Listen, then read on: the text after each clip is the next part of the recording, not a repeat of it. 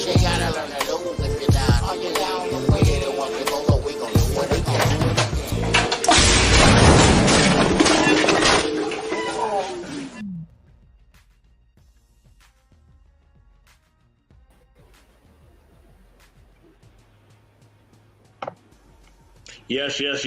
Yes. No Gloves, Yo, No Gloves Network.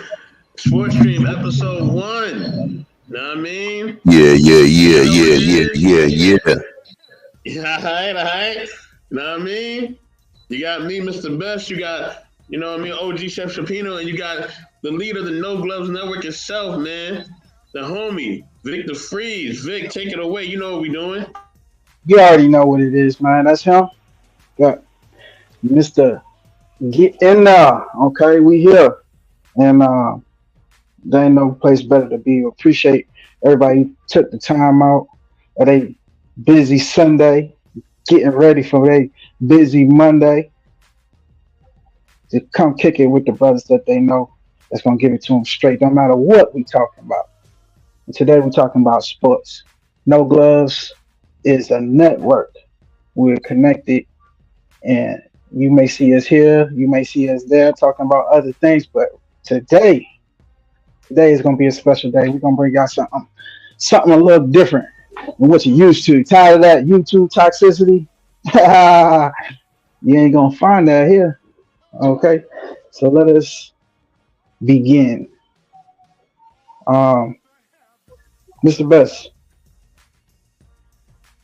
are you Yes, ready sir. to plead your case for the topic of your half hour? Man. So, yeah, man, I'm talking about, this first month of the NBA, man. You know what I mean? Expectations, you know what I mean? Disappointments, you know what I mean? Where we think, people are going to go forward in, you know what I mean? Early MVP predictions, things of that nature, you know what I'm saying?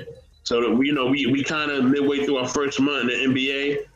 You know what I mean? So what y'all fellas thinking, man? What y'all thinking so far? What y'all seeing? Salute to everybody that pulled up, man. Salute to just Andrea. You know what I mean, Lady Andrea. Angela, I almost threw you in my motherfucking chat.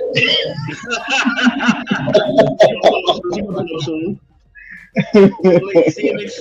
Salute to Are Dog we 3 minutes Frequency in the in? building. Salute to Twin. Done. Twin, what up? What up, Twin? You know what I mean? Salute to everybody, Phoenix. man. Phoenix. Did I see Clown now? But yeah, first week of the NBA, man. What you thinking, man? What's going on? What y'all thinking? First month, really. Bro, it's a new NBA. It's a new NBA. Did you know that? Right now, yeah, for me, at this point, I'll say I call it a toss up. The thing is, I'm a dude that I normally would mess around with FanDuel and build lineups and fantasy sports. I play fantasy sports for multiple different sports. And one of the things I recognize is consistency of baseball, right? You can literally look at the stat sheet and you read the stat sheet and you'll be able to know how this right-handed batter bats against this left-handed pitcher more of the time. Here's the issue though. When it comes to judging what's going to happen on the court, the coaches, they could give DMPs. You can't really tell, and it all comes down to the way that coach plays chess. It works differently with baseball. It works differently with some of the other sports. So at this point, I can't really trust it. I can't put any money on it. Okay, let me ask you this. Let me ask you this, OG, right? So, all right, do you feel like let me ask you this. Do you feel like the whole new DMP system where they gotta actually prove that they actually can't play, you think that's about to affect the play, or you think the players will kind of find a way around that? Wait, when you say the players will find a way around it, because normally in terms of the DMP, that's going to be something that's a decision on the coach's part. Oh, correct, but sometimes the coaching will kind of do that in order to save certain players' energy. You feel what I'm saying? Oh, okay. You're talking. Okay, I get where you're coming from. You get what I'm coming from, right? So yeah, that's LM. That's what they call load management.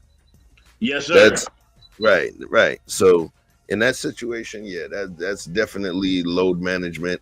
That makes sense to be able, for them to crack down on that. They have the same kind of thing in baseball too. There's a certain amount of time that they have to provide who's going to be playing and who's not going to be playing. So it makes sense. Is it going to have an impact? It remains to be seen, But for every new piece of legislation, every new piece of technology, there's always somebody that's able to kind of crack the system. You know what I'm They saying? playing 100 games. Right. You know what I'm saying? I can't get no days off. Well, you don't work every day. You get almost every day. Shit. How many games that is? You gotta get it in. So that's a lot of repetitive use. That's how you get carpal tunnel just by playing tennis. Come on, think about the kind of athletic activities these gentlemen are embarking on. Potential for a nigga to die out there. Oh no, court. Let's move the football field. That's like testing fate. Like you got to be a sick individual to play football. To start, that's a prerequisite. You know what I'm saying? You have to throw all caution to the wind. Everybody in the NFL are adrenaline junkies. I promise. It's a type. So, you know what I'm saying? If those men want to take a day off, man, they doing this shit for y'all, man. Let them men take a day off, man. They want their job situation to be a little better. You want to have some days off, get some more vacation time, 2 weeks instead of one. Fuck. Pull up off them. That's too much money. Fuck them. Right, I need a day off. You don't feel like the fans are being cheated, though? You don't feel like the fans are being cheated? Do I feel like the fans are being cheated? Oh, man. Wait. Do I feel like the fans are being cheated? You have to remember this. These are human beings. We understand these folks make money, right? But we also have to understand these folks are humans with their own lives. Does that make sense? So when you say the fans being cheated, no, it's not about being cheated. What fans? There's people that are super fans that never bought a freaking NFL game ticket. They just watch it on the TV and they buy merch. So that, you're saying being cheated, these people have lives as well. Am I going to burn myself into the ground and then for them to tell me I fell off? Hell no. No. Okay. So you're talking about the self-preservation. In business-wise, if you are the coach or the owner of a team, like you got to kind of, protect your bottom line, right? So you got to protect your star player. You know what I mean? And you got to kind of meet his demands and shit like that. You know what I mean? So I definitely understand what you're talking about. You know what I mean? So, like, I definitely get that. You know what I mean? Forgive me, Lord, for my French. You know what I mean? So, but yeah, with that being said, hold on, as a matter of fact, sorry to interrupt. I wanna show you something real quick, right? And in terms of what I'm showing you, this kind of speaks to the way that I feel about the whole discussion. So let me get a quick share real quick. Where we at? Let me get a quick share.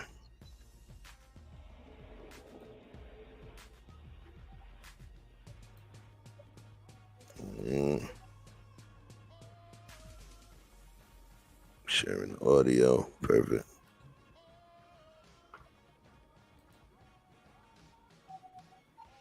Back to the fans. I'll never give Not back to an the accurate commercial. Oh, shit. You selling a product, bro. Why we the only niggas that's like gotta give our shit away for free? Everybody else get to sell stuff, whatever. Nobody give back to the fans. KB Homes ain't giving back to the fans. Coca-Cola ain't giving back to the fans. But the niggas gotta give back to the fans. They can pay for it. They don't pay for the music already. We gotta give them some more free shit.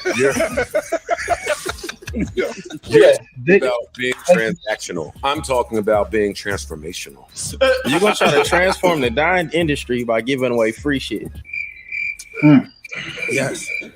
Get more Music. Yeah, music's over with. Streaming, bro, it's over with. I fuck with, you know what I mean? It's cool, I get it, but like, it's over with. Or you could just give back to the fans. I'll never give back to the accurate fans. commercial. Sick motherfucker, man. I love it. I love how honest he is. It's refreshing. Okay. That's I use that. I kind of slid and segued into more of the hip hop artist kind of thing, but it's the same concept, family. It's the same concept. It's like, yo, this is my job. You understand? So I give of my service. I do not have to give of my blood, sweat, and tears. I give of my service, and if I perform at a high level, I should be compensated as such. But I should also, in that situation, not be expected to bleed more for them. Wait. Listen, man. We all are on an individual path, right? That's what my portion is about. You understand? And at the end of the day, we understand like terms. We gotta give like human beings like fancy terms like ADD or LGD or whatever. You know what I mean? They have to we gotta give them a term for them to make sense of it. You gotta give them an enemy so they can sleep at night. They can't just be the boogeyman. We don't know what the fuck that is. We need a name for it. You know what I mean? So they put a name on it for you. And at the end of the day, we want heroes. These men are our real life superheroes, doing shit we could never do or never think to do until we see them do it. And we hurt ourselves, and we tell our children that we were better than we were. These men are actually out there on a regular basis. Like, if you saw the concept of what it would actually take, that's why the real life movie of Batman, like, okay, wow, Dark Knight, oh, that's the reality of the situation. Being a hero takes a toll on a hero. You feel me? Chef said it real just a moment ago. I had never heard it that way. Things you know, but it's different to acknowledge. And he said, what, you gonna run yourself in the ground just so they can say you fell off? So what is the cost of being a hero? You know what I'm saying? How about that CTE? You know what I'm saying? How about, you know what I mean, arthritis? These men can't walk. You know what I'm saying? Like, that's why they're going to the doctor after every game, the chiropractor after every game, the sports conditioner, the this, the that. They spending millions and millions on their body. They got to put it back in, or they don't last. You only get one car. I don't give a damn how well it's built. So, you know, at the end of the day, you know what I mean? It's impossible to cheat the fans. You put out your product. This is the most capitalistic society there will ever be. The market will decide. It will decide your sexual value. It'll decide your spiritual value. It'll decide everything around you if you let it. Or you'll set the market based on what you think your shit is. And if somebody buy it, it tell you that you close to truth. You convince at least one person to believe that what you said was gold. Solid gold enough for them to cash in on you. That's what an NIL is. You know, we gonna get to talking about things like collectives. You know what I'm saying? We're gonna put some information in your head, some fat on you. You know what I'm saying? And definitely gonna let Chef Shapino do what he do. Everybody know the wordsmith he is. So Mr. Best, let's get it on. Definitely. I'll say this though. I'll say it's a fine line, because I think think yes, the fans need to be entertained, but I do think the players do need to have they do need to preserve their bodies, their energy, their time. You know, be able to take care of their families, et cetera, et cetera, et cetera. Right.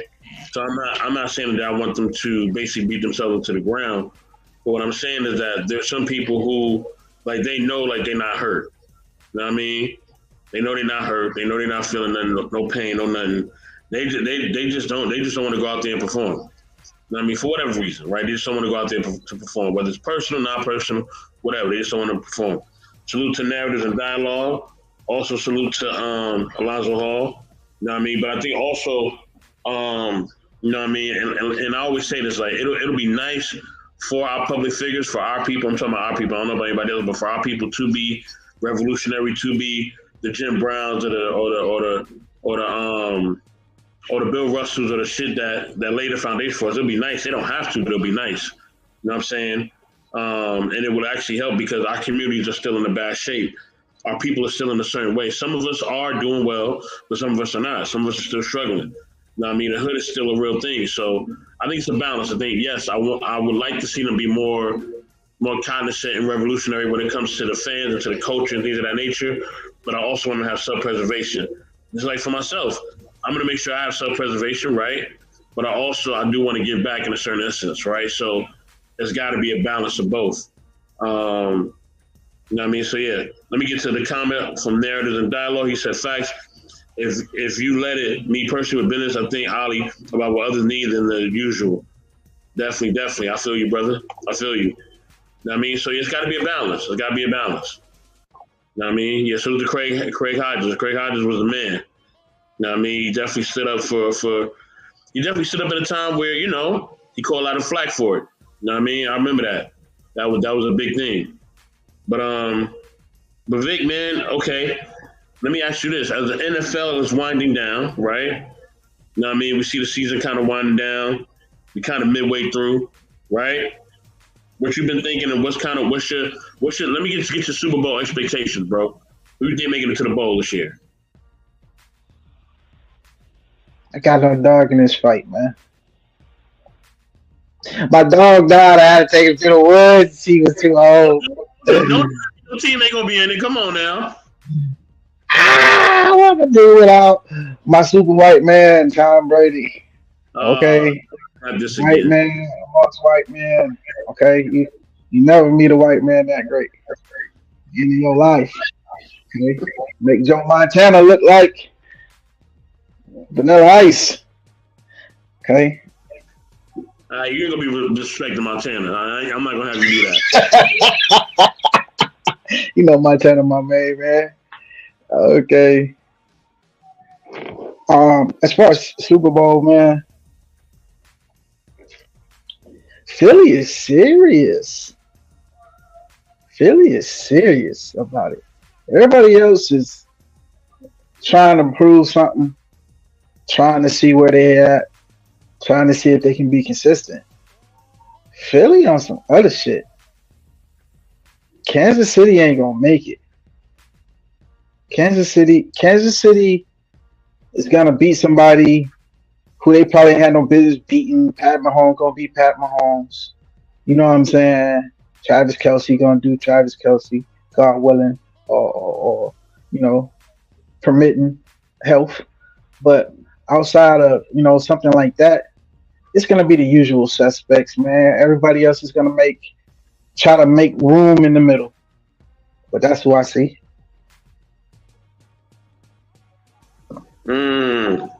I'll say this for like the OG Rock. I'll say this, right now. I think, you know, Kansas City definitely be there. Salute to Mika Marcel. Glad to see you in the building, family. Salute. You know what I mean? So I think Kansas City will be there. Contrary to what you're saying, I think that they will be there, right? Now, with that being said, right? Because I think right now Kansas City, they just kind of, you know, I'm not saying that they're not taking the game seriously, but they kind of in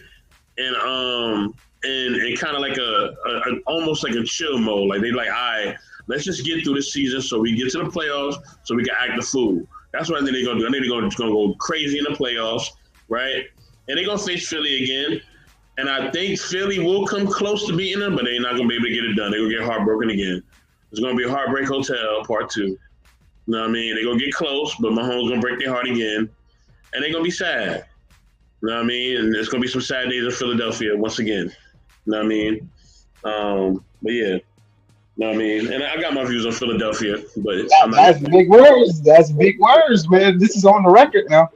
I'm saying it. So whoever in Philly, I said it. Y'all not winning. All right? It's all right. You know, it ain't going to happen. You know what I mean? This is Mahomes era. Get used to it. You know what I'm saying? Them wallet words. Them wallet words. You know, and I meant to say it the way I said it. You feel me? You said my narrative, my nephew and his father and brother, my brother and the whole crew. It was like Cowboys versus Falcons. I don't know about that one. I don't care for either in this day and time. Okay.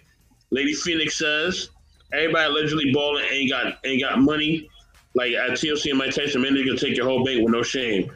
Yeah, that does happen. That does happen. You know what I'm saying? OG, what you think, man? Who you got for the bowl? Who you think win the Super Bowl? I don't know, man. I just, in terms of the power, in terms of the play, you know, I look at the Saints. I look at Miami. Tyreek. Yeah. Cannot ignore Tyreek, but they ain't going nowhere this year. They gonna look good all the way through. Tyreek gonna get off, but they one and done. See, my perspective is skewed because I understand in terms of individual play. I mean, in terms of the team itself.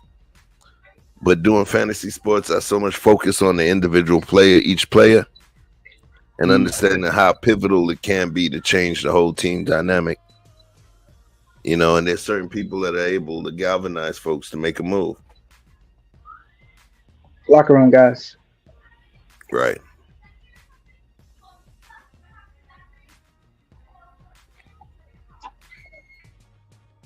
What's up? Best we doing NBA? What's up? Okay. So now, back to the NBA, right? I'm about to play a clip real quick. You know what I'm saying? We're gonna build on it. Just give me a second. I'm gonna load it up. But back to the NBA, okay?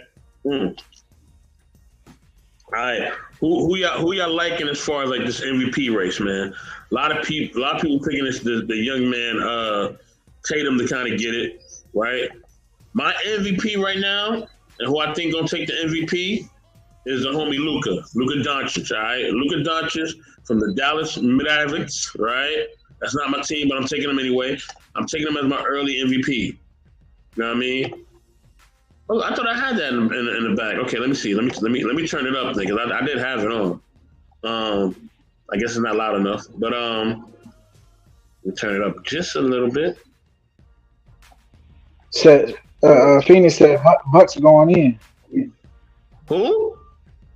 Bucks. Talking about Giannis over there with Dame over there in the whole East. You want one to? You want me? Thank you. You want me to? I shit. Listen. You want to give yours? I'll give 1, 2, 3, 4, 5. Say what you say. You say what you say. Yeah. Okay. I'll tell you this. I say first is Giannis. All right. In terms of who I think number one is gonna be Giannis. Before Luka, yes, Luka was that dude. But what are you talking about? MVP? Tatum before Luka. Are you talking about MVP? I'm talking about MVP. Oh, that's what I'm asking. Okay. Yes. I'm talking about MVP. Hell nah. I already made my proclamation, man. Vic is gonna be rookie. Jokic, remember Jokic is still in the hunt. He's gonna be Magic Johnson, Rookie of the Year, and MVP, and Finals champion. That's gonna be crazy. Wait, you talking about what? Well, you know, I say Jokic. I say Jokic. No. Wait, who? Who did you say? Who? Vic. I said him. Wait. Say that again, Vic. Who did you say? Vic, yo, I'm not jumping out the window for nobody else. If his name was Dustin, I wouldn't fuck with it. But I'm riding with Vic. I need a new dog. Okay, both of my dogs is old. I gotta put them out the pasture, man. No more LeBron, no more Brady. Okay, I picked them boys before anybody was even fucking with them. So hell with y'all. Who say I'm on some wagon? I pick good dogs. Now watch what Vic do. He picking the new cat, Wembanyama on the Spurs. That's who you He picking. know who the hell I'm talking about. Wait. That's who you was talking about, Vic Wembanyama? What other Vic you know other than me? Okay. I mean, listen. I didn't realize you were talking about him. Oh, I can see you putting that. I can see you putting that faith into the kid. You get what I'm saying? I can see you putting that faith. oh, have you seen him play though? Have you seen it with your own two eyes yet? Yes. He's a beast, man. He's a savage. He's a freak of nature, without question. So if anyone that tall has always been subject to injury, foot injury, lower extremity injuries. They had other health issues because they technically Even wouldn't without have. playing basketball. Yep. Oh, yeah, you loud as fuck, boy. Oh, my bad. I got to lower this mic. My bad. You know, Nah, you good. increasing my equipment. You know what I mean? But nah, man. They would have gigantic disease, or I'm sure this is a better pronunciation of that word, but you understand. Um, and the people who have those diseases where like their organs and things won't stop growing. So it's you know, like a timeline on those folks. You know what I'm saying? Certain people with certain conditions have a shorter time span than others. Who knows why and how their brain works and what makes what break down, but there's always some kind of internal issue. And I don't foresee he's like optimized his movements to complement how ridiculously long he is. And he's elastified his body to the point where he's not going to end up in a situation where he done pulled something. Yeah, I made up a word. It's cool. No, not that part. When you said how long he is, I said pause. Yeah, pause that. I'll let you get that. Pause. Hey, Bolo, peace to Bolo, pulling up on us. But yeah, man, that kid is. I see longevity with him. If he don't come up with the KD issues with the bottom of his feet, with the Jones fractures, if he don't have those issues and he get whoever the hell was working with LeBron or someone of the like, highly skilled in alternative medicines. There's a lot of professional sports players who go to and are going to alternative medicine, and there's a big wave change. Everybody ain't trying to go hurry up and run it at a knife. If you see how many times these professional athletes get cut on, you know what I'm saying? As a it's the off season. They're using it as a chess piece at this point. Or I'll go get surgery if y'all don't want to. Like what? I don't even understand the terms that you're speaking of it in. So their reality is just way different, and I don't think LeBron has any major surgeries. So it is possible. So I would like to hope that for the future and the sake of basketball, there's more than Giannis. It's going to be another great that just we have to marvel at. You know, Steph Curry was able to pull that off, you know, David and Goliath style at a normal man's size. So shout out to him and AI and all the small guys who were able to do it. But, you know, superhero time. We got a new one. So let's ride. I'm riding with Vic, man. Let's see what happens. That's interesting, though. Why I say that's interesting is this. I don't know if it's so much that LeBron is Superman. He is a physically, genetically talented brother, right? Gifted brother, right? He's blessed. Do I believe that it's all of the other stuff? One of the things that I do believe that makes him great, it's not any mutant capability.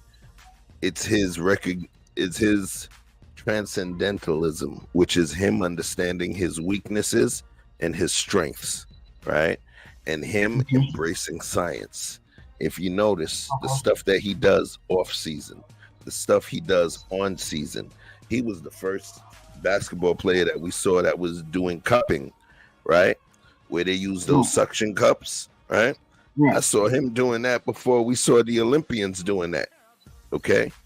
So what I'm saying to you is this dude embraces science. He's the type of guy that doesn't wait 3,000 miles to go get his oil changed. He'll change his oil himself every 150, 300 miles. You get what I'm saying?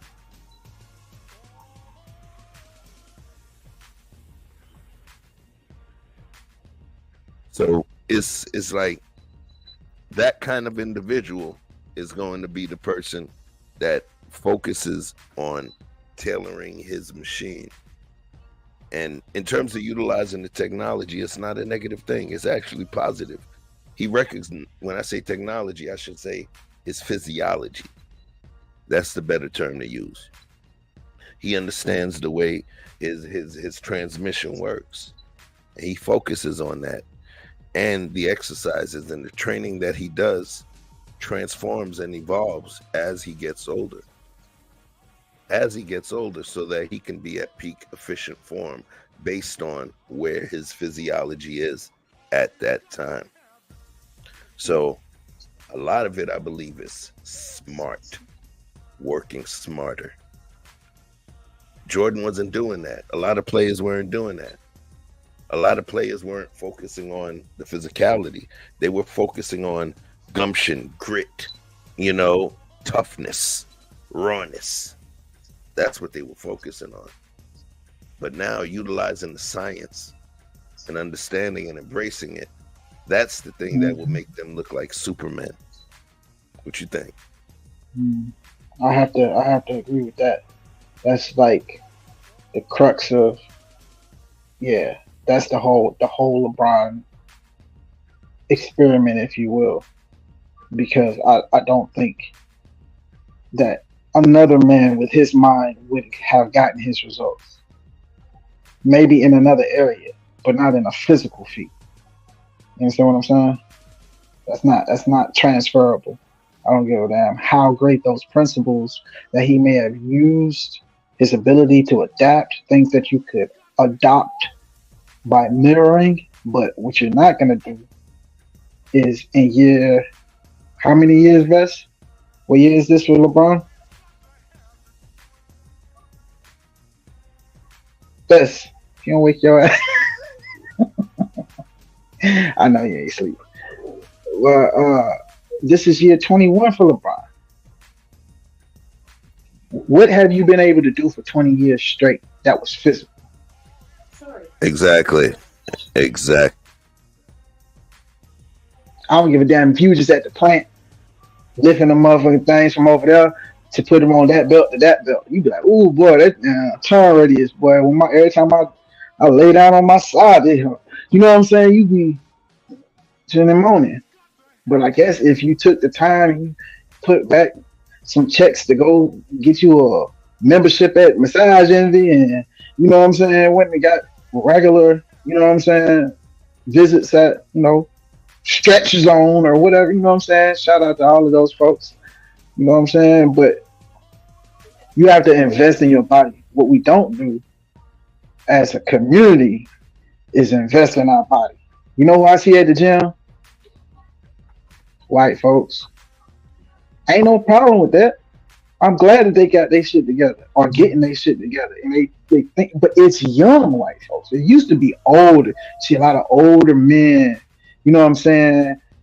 Maybe a wife or two, you know what I'm saying? Maybe a handful of youngins who came or got access through, but somebody came and played ball.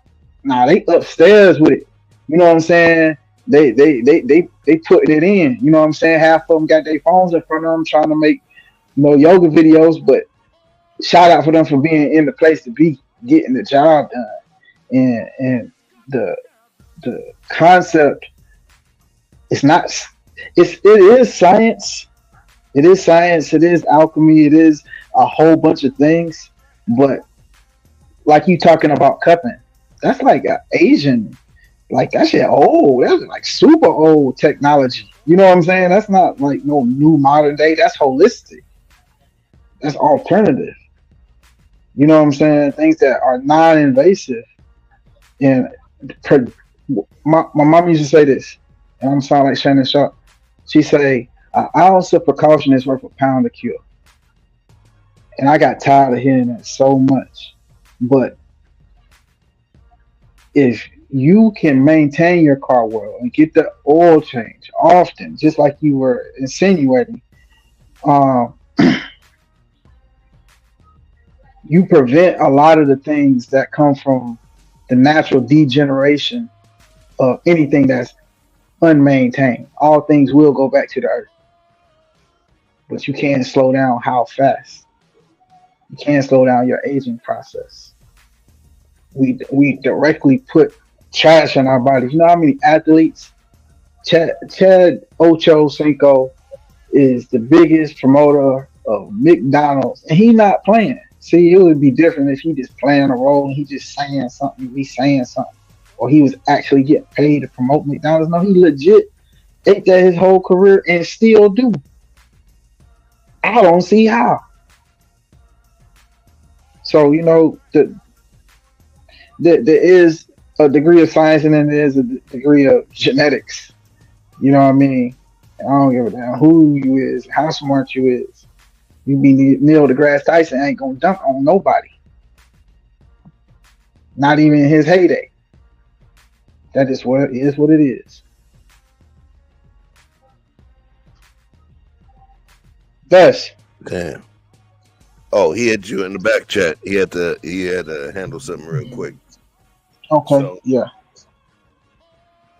So just not to dig too far into it, my question to you is this. When we talk about players, the new generation of players, there was a conversation because I know we talked about how some people will feel older players were tougher than the newer players. Now, you've seen Gilbert Arenas, No Chill Gil, right? And Gilbert Arenas, he's been talking about how he hates when folks say that the older players would be able to bust up the newer players.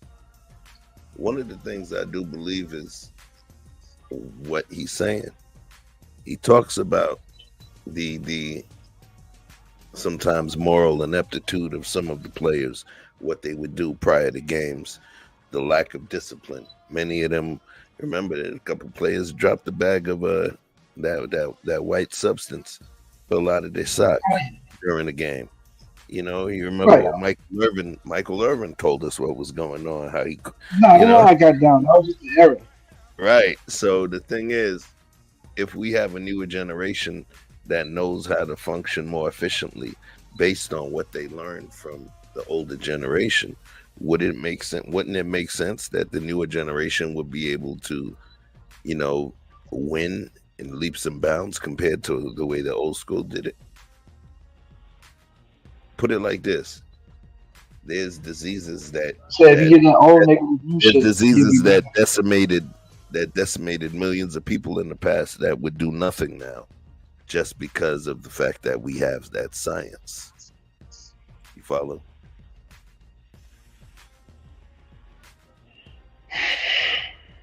I can go along, but I think the technology would outweigh the science. You understand what I'm saying? Mm. You can put technology in science, but technology is the actual thing that is moving the needle forward. Yeah, but Technology in the technology and shoes, science, they work in technology in the tandem though, bro. clothes. What's that? Technology and science, they work in tandem. Science is the goal. Science is the reason. Technology is the tool. Technology is the vehicle. As technology increases, science becomes more precise. Technology is the actual tool. Does that make sense? The scalpel has become thus further sharpened by virtue of the fact that the technology to produce it has become more precise. Technology is the tool that moves science forward. Okay, the reason that we know things that we know today that we did not know 50 to 100 years ago is because of technology. Okay, so technology can be a bow and drill, right? It doesn't necessarily have to be a robot or a machine. Science So fails without technology. Science remains in a stasis standpoint without technology. Science requires technology in order for science to evolve and to grow. this is what I'm actually asking you though. This is what I'm Go actually ahead. asking you.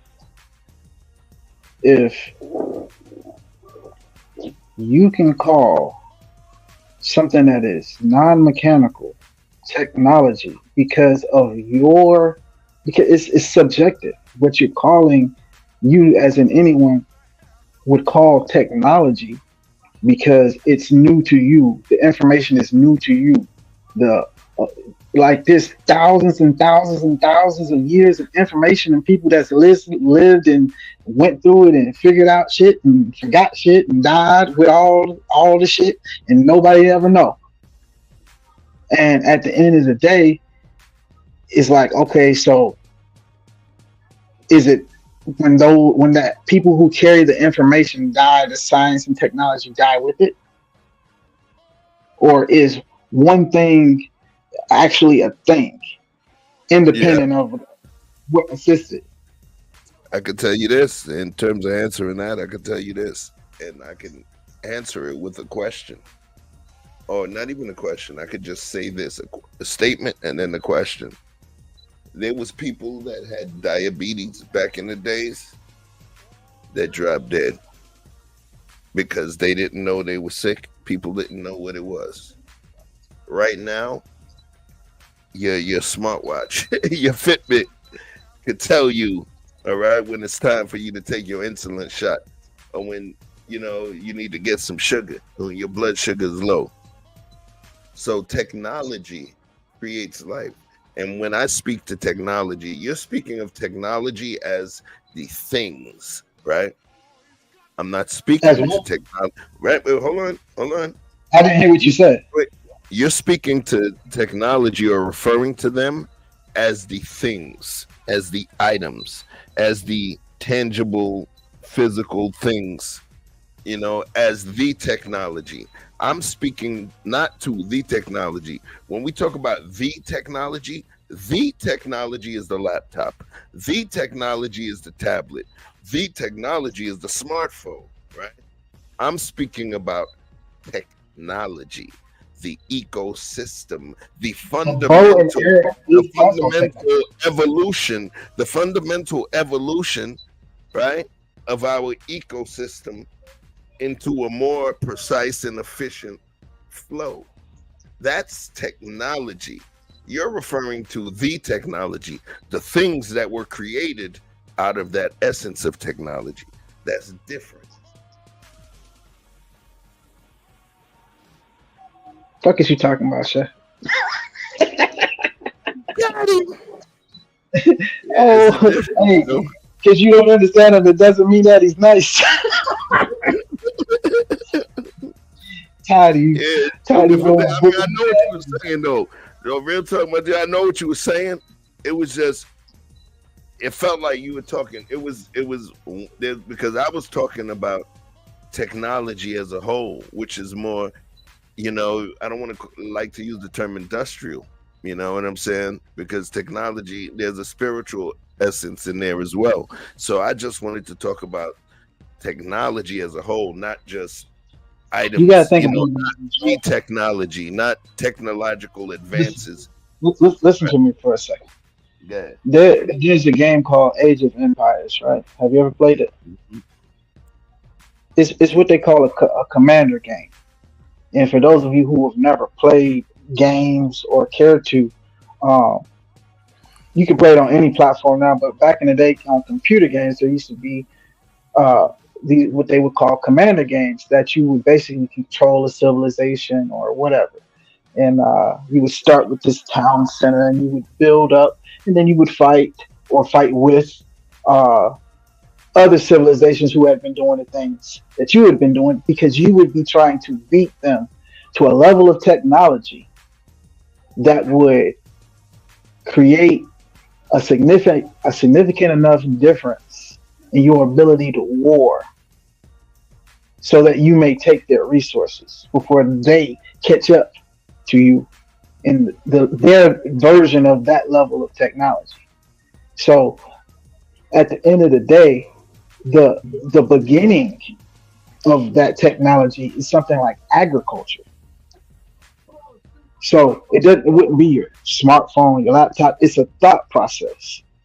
Your ability to recognize a more efficient or beneficial way to do something. Just like you were describing with LeBron James earlier. He's creating his own technology for, if you will, because he's putting together the technology that other people have come up with, like cupping. That's not any advanced genius idea. You probably did that 1,000 times, playing with cups and different things, sticking it to your skin on accident, not knowing that it's already a thing. And you blew right past it. Somebody else had been doing this for 1,000 years and 10 generations. So at the end of the day, I think that that technology that you're speaking of has evolved to the point where it has completely taken over industries, to the point where it threatens those industries in and of themselves, the people that drive those industries and the jobs surrounding those industries. If it can operate independently without you,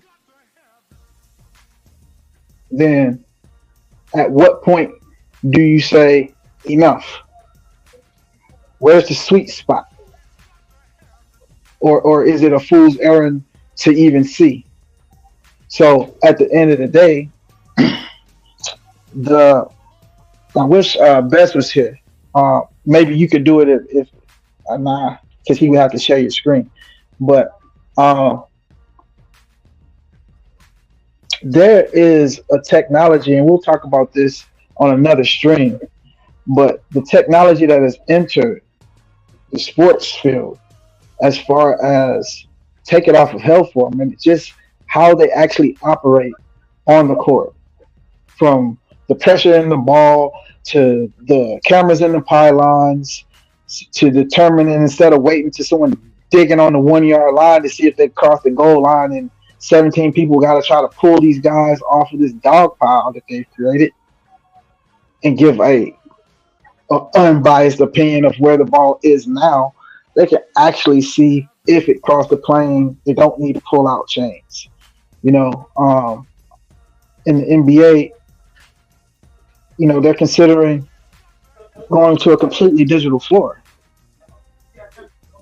which would mean no more hardwood floors, when basketball is the game of the hardwoods. You understand? To the point where you can have an entire training facility and not have a need for coaches, because you can just install programs and install plays and have the team run the plays, and it be active, and tell people exactly where to be inside of their rotations without having to stop practice and yell at someone.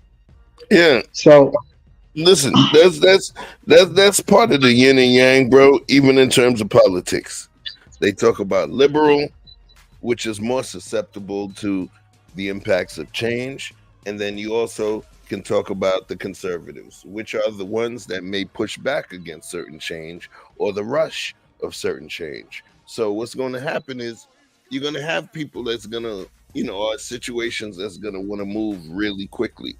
But then the in terms of the checks and balances, what's happening is you're going to have those people that recognize the beauty of the classic situation, the beauty of the beginnings. And those are going to be the people that will push back against the rapidity or the speed of said change. You get what I'm saying? That's literally the same way it works in politics. It was the same way it worked in religion. Sometimes there's people that have what's called conservative thinking, old school thinking. But then the other side, right? Those people will say the other people have radical or leftist thinking. So it's those are the checks and balances in terms of what happens in life. There's times where the need for evolution and science and refinement in certain situations is going to be important, and there's going to be a certain time where a conservative approach in terms of looking like, whoa, let's slow this thing down real quick. We moving too fast, family. Look at what's happening right now with AI in terms of artificial intelligence. Even Elon Musk was saying, hey, I've been talking about it for a minute, that they need to figure out a way to regulate it, because at this point, I could literally create a video where VictorFreeMusic is making out with Rihanna, just based on video of VictorFreeMusic out there and VictorFree's videos and imagery out there, including Rihanna. And I could literally create that using technology. They call that deep fake, right? So yes, I do believe that the checks and balances of the advances of science, as well as the conservative approach, is going to be critical in terms of this whole ecosystem. All right.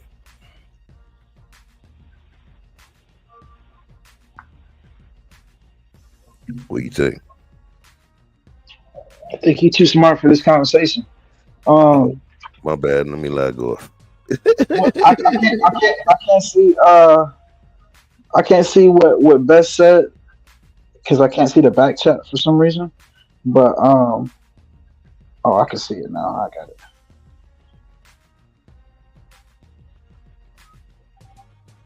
Okay.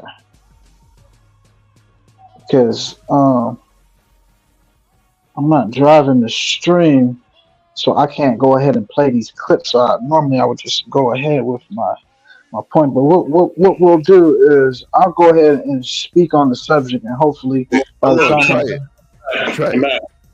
He's back. He's back.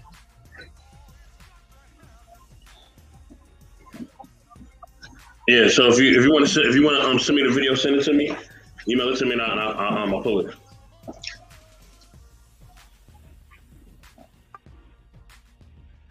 Okay. So go ahead and play that one clip for me.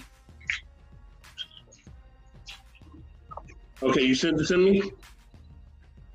Yeah, you should have the clip with everybody's with everybody's clip. You feel me? Hold on, I'm checking right now. Okay. Let me see. I didn't separate them as far as. Is it in my email or my DM? Should be in your DM for sure. Okay, let me see. Hold on. It's on the No Gloves Network, right? Nah, probably not. Should be in the mind. Victor Freeze. Hold on, let me see.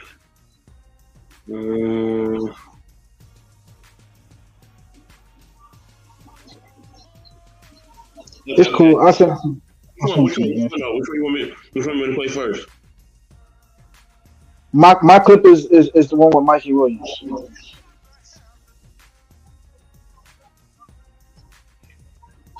Mikey Williams. Okay, the only one I got from you is the NBA rigged. I got that one, and I got the Chet and Victor, and the other one was Victor stretching. No, that's from another stream. That ain't it. That ain't it. Hey, just I'll send it. I'll send it to you again. But let's go ahead and breach this topic. Matter of fact, are you back? Yeah, I'm back. Yeah. Okay. Once you get yours, and then I'll pull my clip and send it to you. Yes, sir. Okay, I'm gonna play my clip right now. Hold on.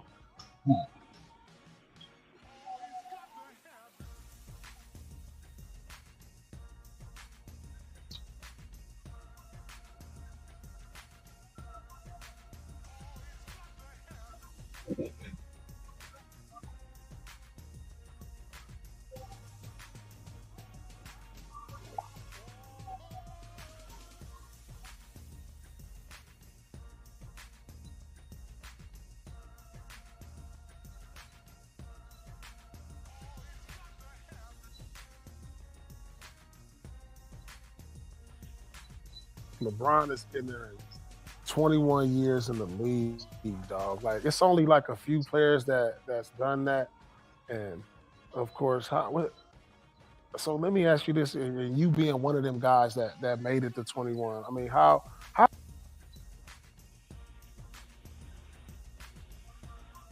are you even capable, and how is that possible, and how did you even get there? Because there's only a select few that enters this group. And how is LeBron being able to sustain this level of play at this year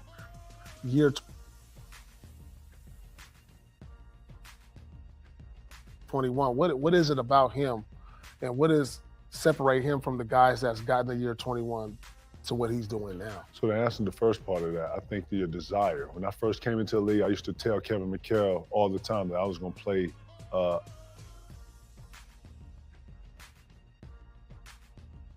I was going to play 19 years in the league, so I'd have been in the league half my life to 38. So 38 was always the goal. I wanted to be able to play, say, hey, look, I played 19 years. That was the whole thing for me. That was real.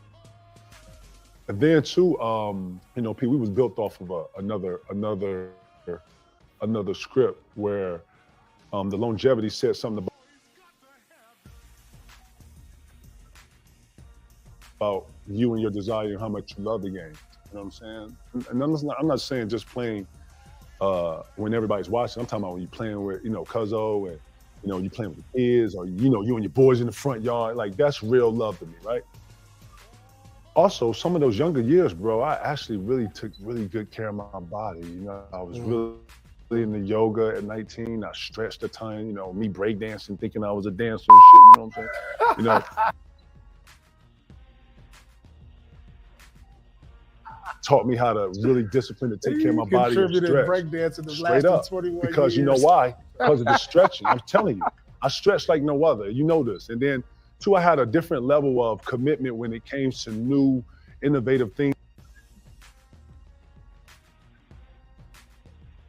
that can help the body be better. The infrareds and the hyperbaric chambers, the chia seeds. Like I was. Pierre, tell you, I was up on health early. The vibrations, the chimes. I got a lot of stuff from you. Aligning my chakras and being really manifestation, seeing me doing it, seeing me host a trophy. Like, all this went into my makeup of being better. So the beach workouts, the sweats, the stuff that you got to actually go out and seek for yourself, hiring Joe Bullazar and going to Impact, doing hills, going to Vegas, Red Mountain, like all those workouts.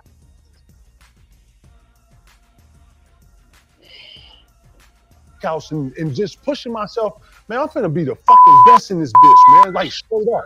I got off on that. So, when I'm watching Bron not only spend $1 million, that was what, 5 years ago? He's probably up to 2.5 and what he doing? He probably do stem cells, man, I don't even, I'll go out, man. I don't even know. I can only imagine, but I say this to say his desire is matched with his health and what he's invested in himself. I'm not not surprised at fucking all. He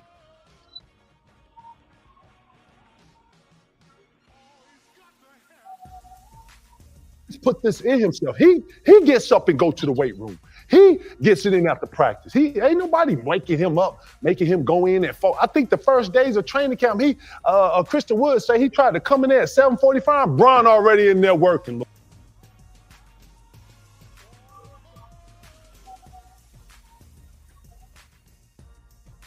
Yo, you just played a whole three minutes and 10 seconds. So to see him out there get pulled at 29 minutes, because they don't want and be the best player, I'm not shocked. You know why?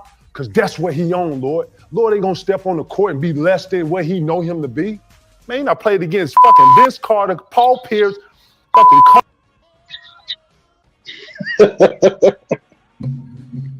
Bryant, Tracy McGrady, Dale Curry, and Steph Curry. Nigga, you think he gonna come in here and let a motherfucking New Jack do it? Man, he ain't playing that. He built from the traditional. Brian from the old country. You know what I'm saying? He graduated into this new junk, but he from the old country. He built old country. You know what I'm saying? So he gonna keep. Lord, he got another 4-5 years of him if he wants this. It's simple. Downhill, pick and roll. I get into the lane. I cross over. I come back. Euro, you left hand. Boop, call the whistle. If I don't get that, I get the fadeaway from the 14, 15 from the free throw line. I got a standstill 3-pointer at the top or in the corner.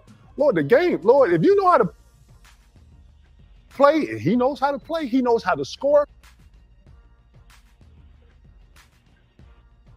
And he knows time, efficiency, and he knows how to score, bro. Yeah. I'm not shocked at nothing he's doing. It's just about how long does he want to do this. You always hear him say this, as long as my mind, we always say, you get bored with the process, bro. And this is a long-ass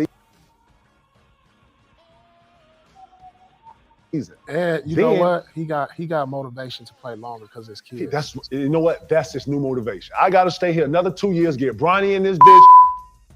And then we're going to do the Ken Griffey goddamn dun. But he's talking about his younger one, too. Lord. He waiting on him. Lord, he Bryce, just said. Bryce? He waiting on him. Lord, get the fuck out of here. He just mentioned that. Cold. That's cold. So we talking about 25 years. Man, Bryce like, God damn. But think about this. He in his 21st year. Lord, he can make 25 years. No, there's going to be more players that's going to be playing because as the game as we as athletes evolve, look, as we as athletes evolve, we getting stronger, better, longer, and so we're going to see more players playing 21 years. But for the simple fact, that's medicine. That's science, by the way. Yeah, for sure. But we haven't seen nobody play 21 years at this level. Word. So you telling me like, all right, say he averaged 22.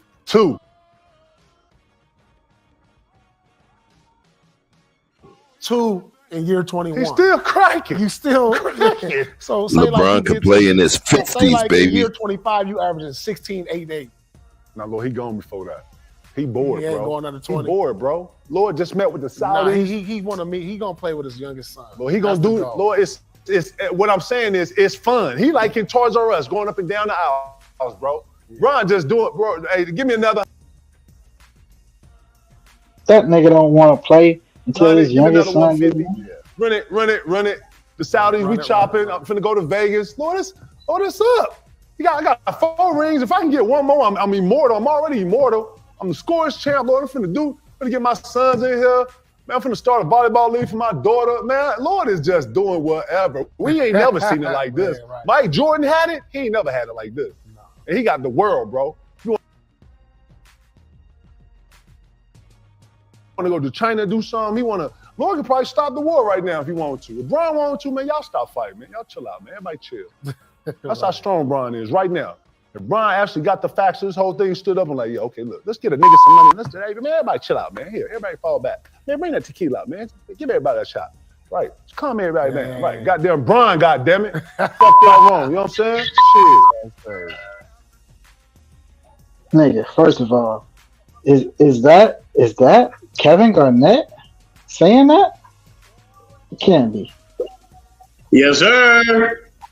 Kevin Garnett has been a notorious and infamous, him and Paul Pierce have been notoriously Kevin Garnett with LeBron and D Wade with Paul Pierce.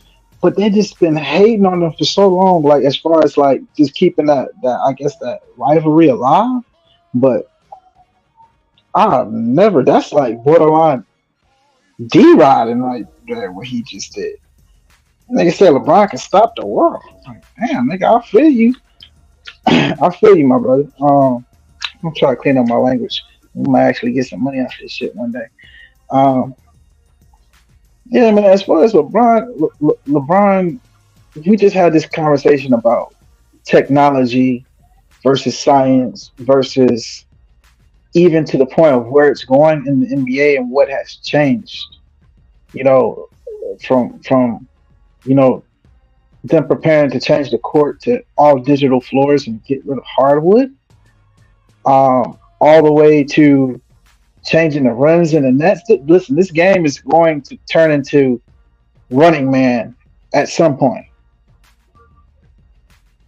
From football to basketball, it's we've been evolving in every other area. In every other area, people don't like you to mess with their sports. They just don't. So I respect that, but um, the money has spoken. And people want to be excited, and they want flashing lights, and they want colors, and they want the background to do stuff like when the 19 was around, and they had the digital, like everybody sit in the stands, and they were still selling seats digitally. Like this is wild. You understand? So it's a wild, wild west out here now. From all the way from how healthy a player can stay, from that all the way down to gambling in the stadium. This is a new day for sports. With that being said, Vic, can Bron and Lakers still get it done? Know what I mean? Everybody see the question? Salute to Hank. I see you in the building. Salute to him three. You know what I mean? Salute to Marcus. See him in the building as well. Salute to everybody, man, who pulled up. What's going on? But can Bron and Lakers still get it done, Vic? Do I think Bron can still get it done? You talking about like for this year? Yeah, can they still get it done? Can they still get that ring? Listen, bro. If Bron had the nuts to say, get this AD broke ass mountain off of my squad, he wasting my good years. Cause it ain't the coach. It ain't the culture. It ain't the role players. It ain't the defense. It ain't the shooters. It's AD. AD. As Skip Bayless would say, always disappointing. And for someone to have that much talent, you know, he come up short more than he come up clutch. And that's how a man is judged in reality and in his profession. So I don't think that Bron has the nerve to push AD out to his face. Not because he's physically scared of him, but he don't want that stigma that has followed him almost his whole career of him secretly pushing people's lives around that power that KG is talking about. From Delonte West, you know, down to the entire sets of rosters that he's demanded change, you know, from team to team to team. So I think what he would do is whoever was to draft his children, whoever came out first, Bronny or Bryce, I think he would get traded to that team for a veteran's minimum, play with this kid for a year and get the hell out. I don't think he's going to try to stay for all of his kids or nothing like that. But he definitely said out of his own mouth that he's going to try to do that. But not only is that man hurt, you know what I'm saying? Now, I think he's probably in a better condition than most. And that's what they're glorifying. But at the end of the day, A banging is a banging and a beating is a beating. And that's what you get when you go to work as a man, doing man's things. So at the end of the day, that retirement is real because your body can't keep up with that. Father Time is undefeated even by LeBron. You know what I mean? So peace to Bron and everything he trying to do, and I hope he get to fulfill some of that. But I don't think that can be replicated, technology or no technology. Okay, Vic. I hear your point. So I think personally, I think he still think in his mind that AD is still that dude. He still thinks in his mind that AD can get it done. He's even said that AD's jersey is going to be in the rafters. This is what this man said himself. So what do you think about that? Somebody said Lonzo Ball name was going to be in the Raptors too. All these lights, quit trying to put all these lights in niggas in the Hall of Fame, man. Oh, you being petty, man. You being petty, man. Come on, man. Y'all need to stop disrespecting. Y'all need to stop disrespecting. Stop disrespecting LeVar Ball. He's a father that was there in his son's life, and he was intentional in where he took them. And can nobody say there's fathers that got one or two sons, and they can't even get them a scholarship in college. You understand what I'm saying? So we he put three sons in the league, and even if he shot for the Galaxy, bro, he actually did something that what other fathers we know that were able to do that. You know, you go Archie Manning, okay, he got Peyton, he got Eli. This man put three sons in the league, regardless. That's the way, it when we talk about it, we have to think about the way that we look at these people and we extrapolate their greatness. Mr. Miyagi saw something in Daniel's son, and he extrapolated psychologically the greatness of Daniel's son, that he could beat Cobra Kai, and he trained him as such. And a lot of times it's not just about training. It's not just about discipline. It's not just about raising, rearing, nurturing. It's also about understanding. It's also about tweaking. It's also about the science and understanding who that person is and how those things we teach them are going to benefit. You feel what I'm saying? So, It's not that. It's not like I'm speaking ill of LeVar. Actually, I was speaking of Magic Johnson, who said that Lonzo Ball would be in the Raptors. He's the one that drafted Lonzo Ball, and LeBron is the one who got him traded. And if he had LeBron's trainers, he probably would be healthier because he's a hell of a player. He developed very fast, even without a lot of professional guidance, because I think his father took him as far as he could take him, as far as his knowledge. But there's some things that he could not tell him because it's uncharted territory for all of them. That's how he was able to get hustled. You understand? He had to reestablish that trust with his kids. Scared his youngest son off. You know what I'm saying? He had to reestablish. But at the end of the day, his grind is respected. But it ain't about none of those guys. I was just making a funny, if you will, at Lonzo's expense. Peace to Lonzo. Wish you health. What you say, Bess? Don't take it wrong. So Chef, OG, can Braun and the Lakers still get it done? I think so. It's just there's greats. If it was other people, I would say no. But sometimes there's people that have been somehow anointed in a certain way. The same way I look at what's the name? Steph. In terms of an NBA player, he might have a little bit of the height, but he never seemed like the person that was supposed to become as successful as he was within the league. And I always said to myself, I was like, yo, this man is anointed by the man upstairs. God got a plan for this guy. And right now, this is just a setup. Just like in movies, they have character development. This is just a character development, you know? The same way Ronald Reagan became president, he started out as a lowly actor, you know, and then became famous doing his craft. And it literally seems as though when every time Steph makes a shot that he looks like he's not supposed to make, you know, that shot that he makes from the tunnel, it's like, man, got a plan for this dude, and he's just doing this to us to make sure we pay attention to him for when it's time. LeBron James is one of those people. He's anointed. You know, my parents were born in Haiti, and there's a term, you know, it came from the church. It's a term called les enfants de la promesse.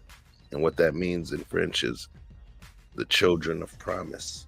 Les enfants de la promesse. And, you know, in Asian culture, it's called the golden child.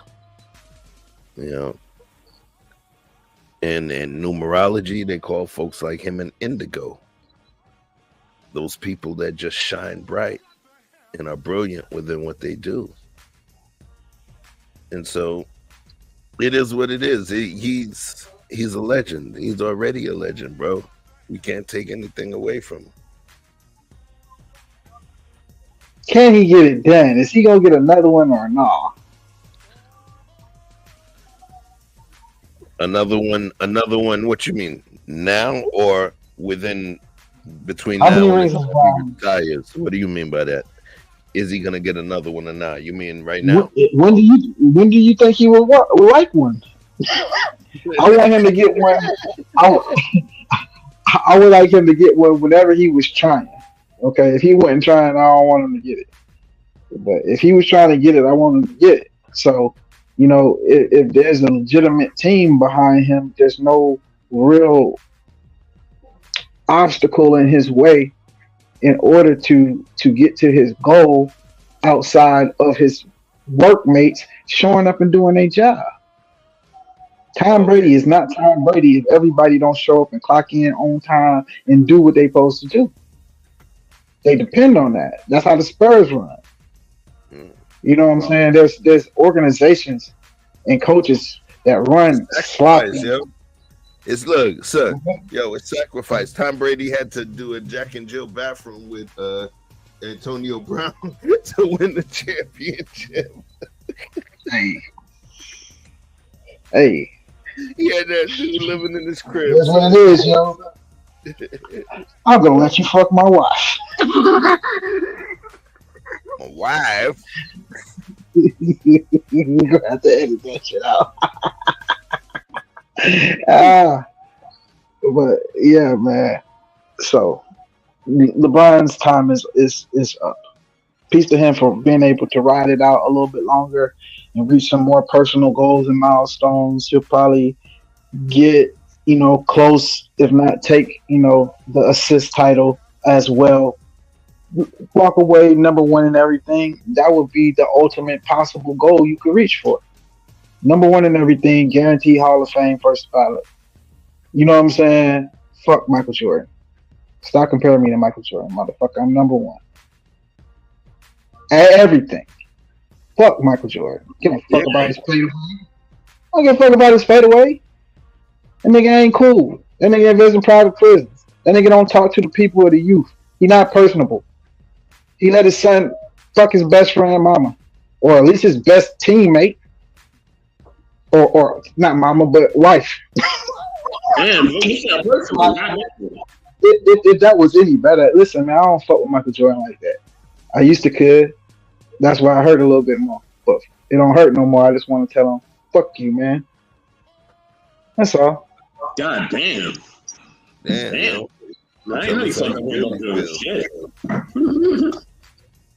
You sound like he owe you child support, son. Probably. Oh, bitch. Nah, man. It's one thing if you just laying low. Ain't that wrong with laying low and not wanting the burden of giving anything back. That's okay. You got the right to make that choice. But don't you motherfucking contribute to my downfall. Fuck you. All the ways to make money and you rather them fill up a box full of niggas. Fuck you. And everybody like you. Damn, Vic. I was going from LeBron to Jordan. Goddamn.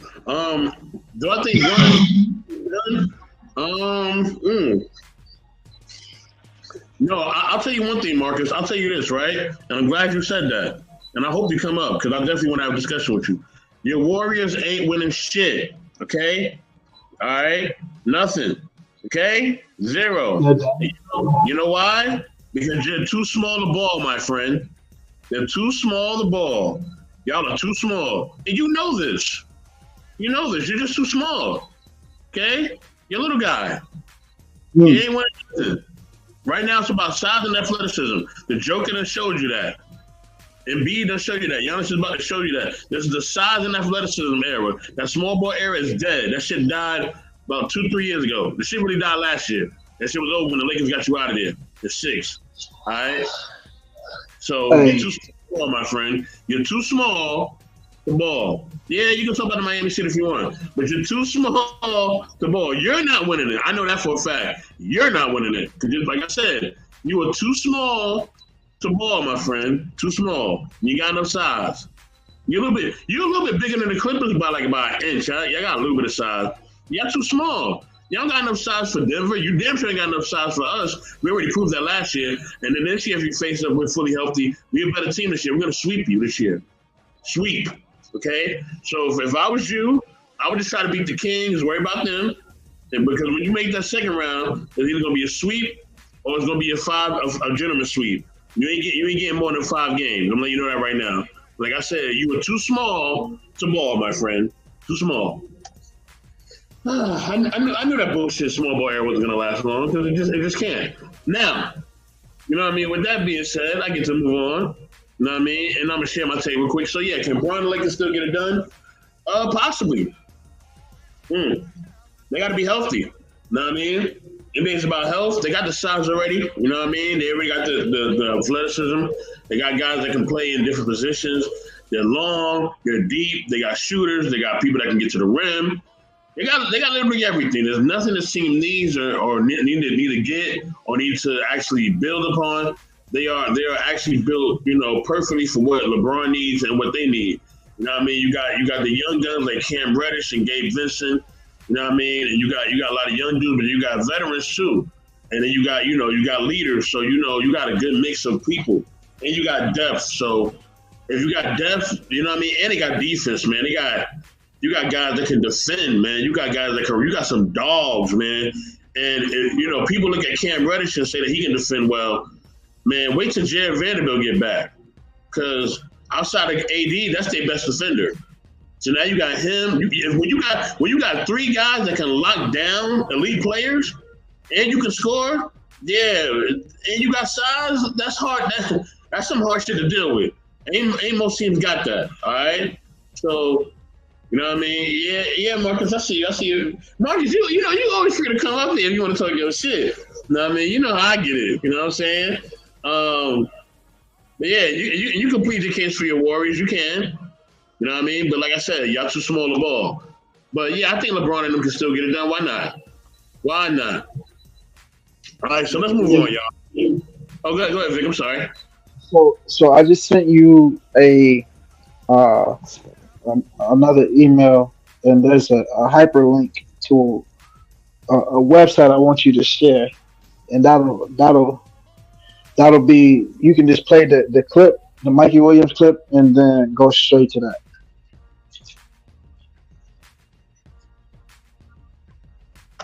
Okay. Hold on 1 second, okay? Yep.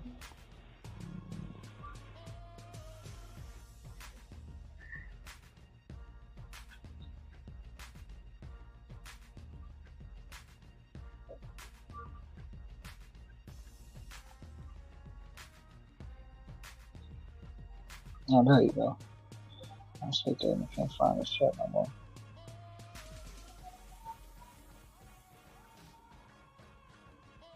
LeBron crying, just give it up. They not winning, and we definitely going far in the playoffs. What the fuck does that mean? We going far in the playoffs. Sounds like the Cowboys or some shit, man. Well, you know what? I don't mind Giants fans. That's personal. They stole a ring. But Cowboy fans, I'm not going to include Chiefs or Warriors fan because y'all actually have a possibility sometimes. But the Warriors era is over. That era is over. Steph is past his prime. Clay is done. Andre Iguodala is gone. Sean Livingston is gone. They haven't replaced anybody. Leandro Bosa, all of those players that made that golden era. It was their bench. Their bench would not lose any points while their starters were able to rest. That's the equivalent of your defense in football. If your defense can stand tall, you don't have to score as many points. That's how you can have the Ravens as champions. But if your defense isn't elite, for everything your defense isn't, your offense has to compensate for. And Steph can't do it by himself. Draymond Green is on the way out the door. He can no longer give you anything offensively. They can hire as many of these young big men, but they not skilled enough and they too green to give them anything other than what Festus Ezeli would give them. Or Robert, what's his name? That played for Boston. He got traded to like Portland. But he got hurt again. Go to Festus. Robert Williams. Robert Williams III. Robert Williams. Yeah, so I mean, you want Robert Williams III, get him. But that ain't gonna get you a championship. He out for the year, bro. He out for the year. No, I'm just saying that caliber of player, a young bull who's big and can get you some rebounds, because that's always the position they're looking to fill. They don't care. They'll give you put Andrew Bogus in that motherfucker. I hated Andrew Bogus, but I mean, it Chris Paul. You called him bogus, Andrew Bogus. Yeah, I slid that in there. But, I mean, I know his name is Bogan. I don't want to call him Bogan. I'm doing the Skip Bayless right now. But what is Chris Paul gonna do for you other than give you a dog to ride to the playoffs and leave you at the line? You know, he's gonna leave you right there at the line. He know that. They know that. They knew that when he got him. He has an official track record now, from the Clippers to Houston to right here. There's nothing Chris Paul is going to do for you in the playoffs. But he will give you, he is a locker room guy. That was a smart pick, but he is not the guy that's going to push you over the cusp. Ain't nobody fucking with Jokic right now. And until somebody dethrone the champ, what are we talking about? They didn't go nowhere. Nobody got hurt. Nobody got traded. If anything, they probably got better. Pulled some guys up from the D League. Got a little younger. Jamal Murray is a menace. And the only thing that could complement somebody like Yoke, who's like Dirk, but better. Like, how you get Dirk but better? Like, Dirk is a Hall of Famer. Like, how you get better as a big white boy in the post? Like, with a three. Like, how you get better than Dirk? Well, there it is, Jokic. So, he got just as much, he got more dog than Dirk. He like DeMarcus Cousins, but white with more skills. You know what I'm saying? Are you kidding me? What are you going to do with that? The only thing that could complement a player that the ball actually runs through. When's the last time a team has ran the offense through the center? It's 2023. Nobody does that. Not anymore. Are you trying to tell me that he's got. I mean, Jameer fucking Nelson looked like a star. You know what I'm saying? Because if you got the right center, he will make your point guard a star because they have to clog the paint. So Yeah. he's running around doing his thing. Jamal Murray is an assassin. He's got the Jordan gene to the point where Jokic can be the number 2 player as the MVP of the league on his own team. Wow. But here's the thing: you can't talk sense when it comes to these Warrior fans, especially Marcus. He's not going to talk to you logically. He's just going to say the Warriors, Dub Nation, and all this other bullshit. That's what he's going to do. Listen, man. At the end of the day, you know what I mean. Okay, let's say you beat the Lakers, Marcus. Let's say you do it. Let's say y'all team do by some chance y'all beat the Lakers in 7 because it will take you 7, right? You beat the Lakers in 7, right? You make it happen. You make it work. It's a miracle. Maybe AD misses in a shoe, or LeBron gets a cold, or just something happen. One of our players get injured, and you miraculously beat the Lakers, right? You know what I mean? Because you're not going to get bigger, and if you keep that lineup, you got to, like I say, you're too small to ball. You got a whole bunch of small dudes. You know what I mean? You have no size at all. We know this already, and you already got smaller with adding Chris Paul. Why would you get smaller? That makes no sense. But either way, by some miraculous miracle, you actually beat us, right? You know what I'm saying?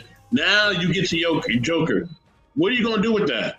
You have nobody that can match up with Joker. Now, this is what I can't say about your Warrior fans. I don't think logically.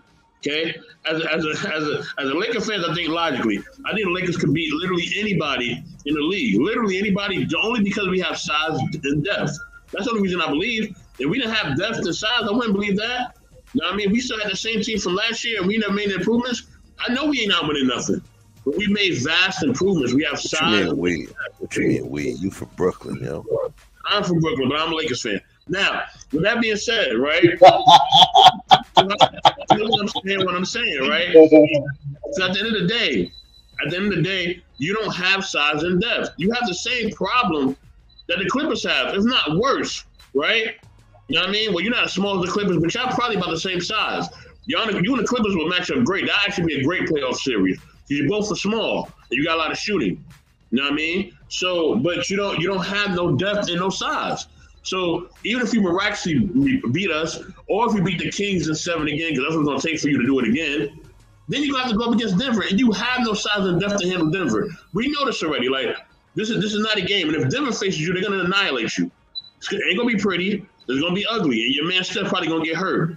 Okay, and his career may be ended. All right, I'm just gonna let you know that. All right, so you know what I mean? And your man could drop all them little 40-point games that he won and all other stuff. That's cute for the regular season.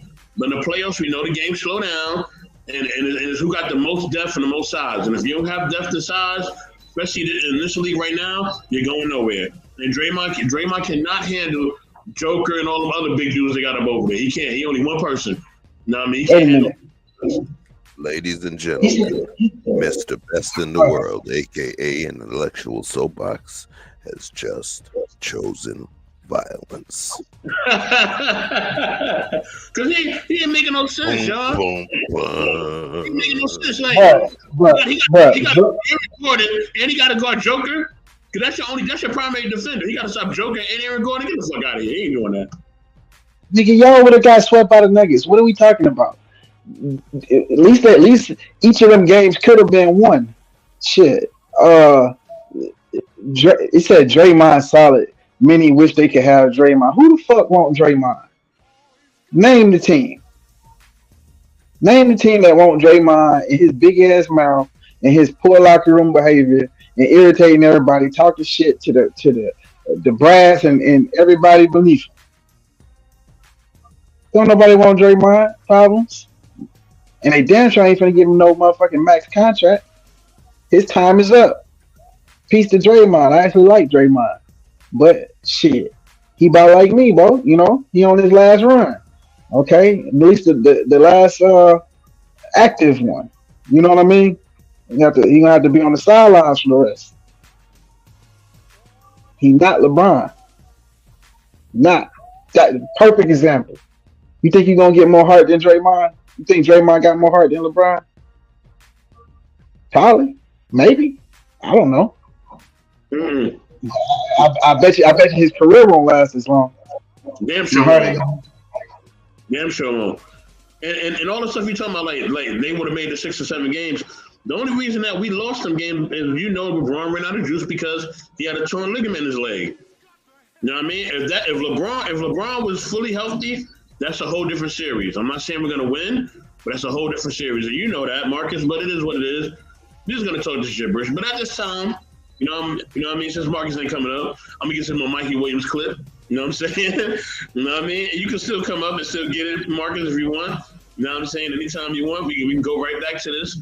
Because like I said, you were too small the ball, my friend. You were too small the ball. What you need to do, right? Either before the trade deadline or by next month, whenever that Chris Paul contract is up, trade CP3 and probably Kuminga and one of the other young players and get you a big man. Okay? If y'all get you a legitimate big man, you know what I mean? It could be anybody. It could be just any kind of big man. Maybe try to get JaVale McGee from the Kings if they allow you to do it. Anybody you can get. You need a big man. Whatever big man you can get, try to get him, okay? Try to get a big man, and that way you're able to make a run, okay? But until y'all get bigger, you're going nowhere. You're going nowhere fast. But yeah, let me get to this Mikey Williams clip, all right? You know what I mean? Let me put on my fair use banner. You know what I mean? Let me mute myself, and let me pull this thing up.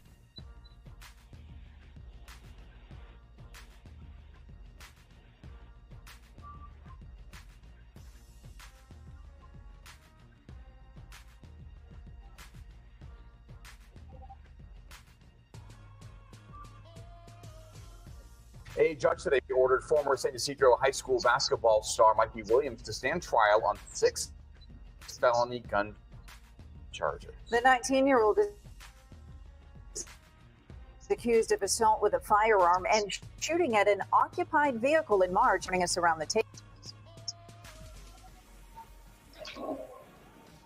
now with the very latest from court. And Kathleen and Andrew, Mikey Williams, who was committed to play at the University of Memphis, faces up to 28 years in prison if convicted on all the current charges. Now, although the deputy DA says that additional charges could be coming,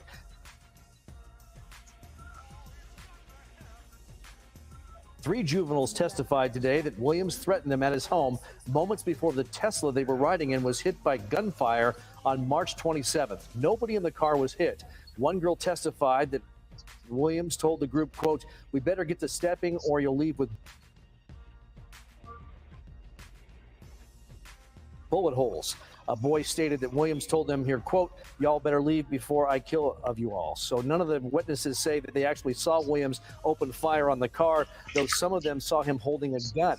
The car did have 2 gunshots to the back of the trunk and then 2 to the back windshield. Williams' defense attorney, Troy Owens,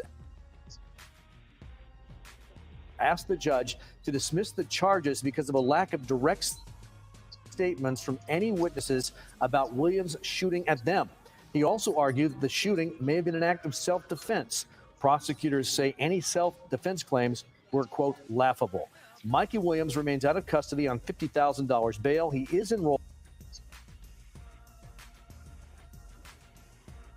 in online classes at the University of Memphis, and he's actually on the team roster. But the athletic department there says he'll not have access to team-related facilities or activities until his pending legal case in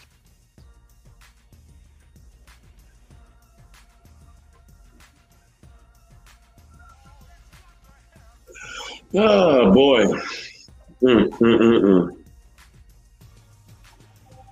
Okay. Thoughts on Mikey Williams. Okay, Vic, let me shoot. Let me shoot real quick. Right. Salute to Auntie Debbie. Thanks for pulling up. Salute. But yeah, let me shoot about this Mikey Williams thing, right? Now, you young dudes out here, y'all think people are playing with y'all, man. You keep listening to all this bullshit drill music or whatever music y'all listening to, and y'all think that these the law is playing with you. You think it's sweet out here. You think it's sweet, and you think that you're not gonna get caught. Meaning that if you're an athlete or whatever you guys are into, y'all just think that it's sweet out here, and they just keep showing you it ain't sweet. Like how many life sentences y'all gotta get? How many 30 or 40 max year sentences y'all gotta get? And the thing is, when the law comes and scoop y'all up, y'all not even ready. Like Yeah, not even ready when they come scoop you up. They come to scoop you about your mama house in the backyard, whatever. And they come in deep too. They bringing the dogs. They got military weapons, all types of stuff when they pull up and sweep you up. You know what I mean? And you're not ready. So y'all just keep playing these games out here, like the law don't exist. And it's very real. It's more real than you can think of. And they got technology now. So they watching your every move. And on top of it, you got witnesses saying that you threaten them. So, this is a sad situation. You know what I mean? This is very sad, thing that's going on with this brother. He has a lot of potential. He's a very great athlete. All that's probably gonna get flushed down the toilet because he's trying to live a lifestyle that he doesn't have. With a lot of these young dudes, man, they just cannot focus on building a craft and building a legacy. They want to be in the streets so bad. And the thing is, if you want to be in the streets so bad, then the streets will grab your ass, literally. You know what I mean? It will snatch you up, chew you up, and spit you out. All right? So y'all can keep playing that street game if you want. Keep having your foot in the streets and then want to play basketball, have your foot in the streets and want to do this, or have your foot in the streets and work at Walmart. Keep doing it. Keep doing it, baby. If you like it, I love it. You know what I mean? Because either the law gonna get at you or the consequences of your actions gonna get at you. You ain't gonna escape either one. You know what I mean? If you hurt somebody or you do something bad to somebody, people got phones, they got cameras, they're gonna catch up with you eventually. You know what I mean? Or the law gonna catch you. So it's just, it don't make no sense, especially if you're in the public eye. You are in the public eye. You know what I mean? You have a scholarship to a prestigious university based on your athletic gifts. You know what I mean? And you don't know how to turn the corner. You don't know how to just chill out. You don't know how to just be like, you know what, man? This ain't worth it. Like, I don't know if it's a lack of parenting or like a trainer or lack of whatever. But you young guys got to get this shit together, man. Like, you ain't got no time. You ain't got no time. By the time you hit 13, you got to be ready now. Especially if you're a person of color, you got to be ready. Ain't no more waiting to 18. By the time you're 13, you better have your shit together. That's just where it's at. Cause they're not playing with you out here. They're not playing. They Okay. don't want to play. Keep that energy. Keep that energy. Keep that energy. Right. So let's talk about it. You say you 12, you 13. They're not playing with you out here. So 12, 13, that's considered more or less a rites of passage. You know, the people of the J community, there's a thing called a bar mitzvah and a bat mitzvah, where that's the point where they transcend into adulthood. So my question is this: who's responsible for being the ones that rear them? Because remember, there's always a divide, a conundrum that happens, or a weird divide where we say this new generation, they're not doing right, but then they're telling us, you raised us. So then the question becomes, especially when we start talking about what somebody's doing at 12, 13, 14, 15 years old, we have to concentrate and really consider the fact that who raised them, who raised that generation, you know? Who did it? There's certain music that couldn't play in certain households. There's certain things that couldn't be seen. There were certain parents that kept a stronghold in terms of what kind of influence entered their domicile. So the question becomes, who's responsible? If we speak to it, then we also have to speak to the precipitating factor, or who is responsible. What you think? I like how you turned this camera on as soon as that shit started.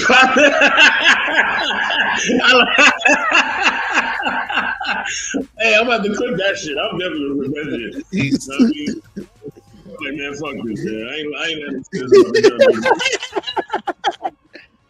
Nah, but no, he's absolutely right. Yeah, it do fall on, like, it do, like, with my generation, right?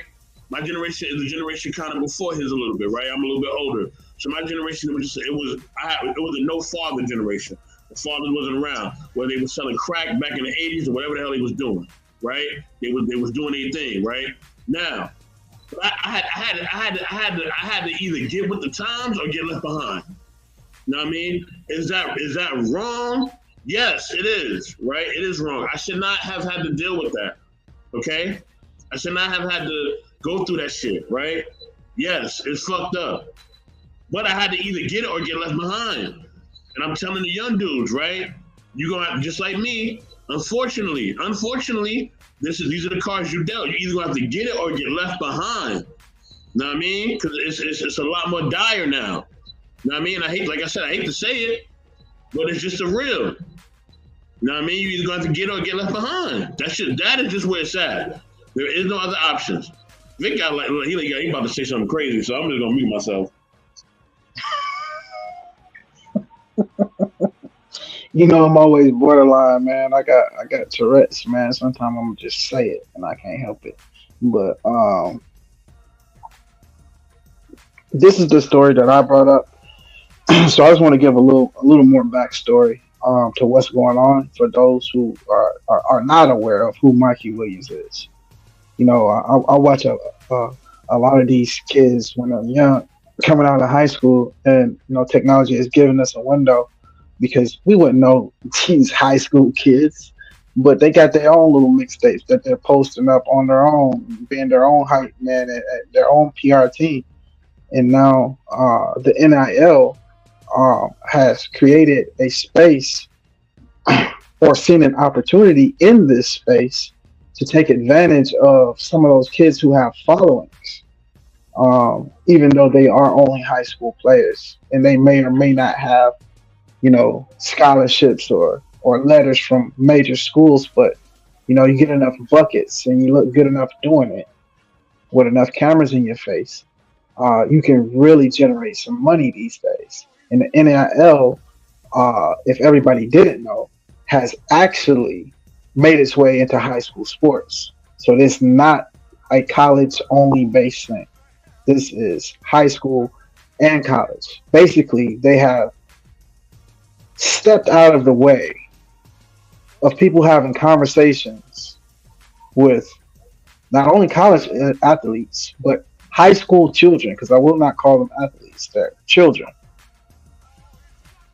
They're being allowed to approach them and get money with them by basically offering them whatever contract that they find suitable.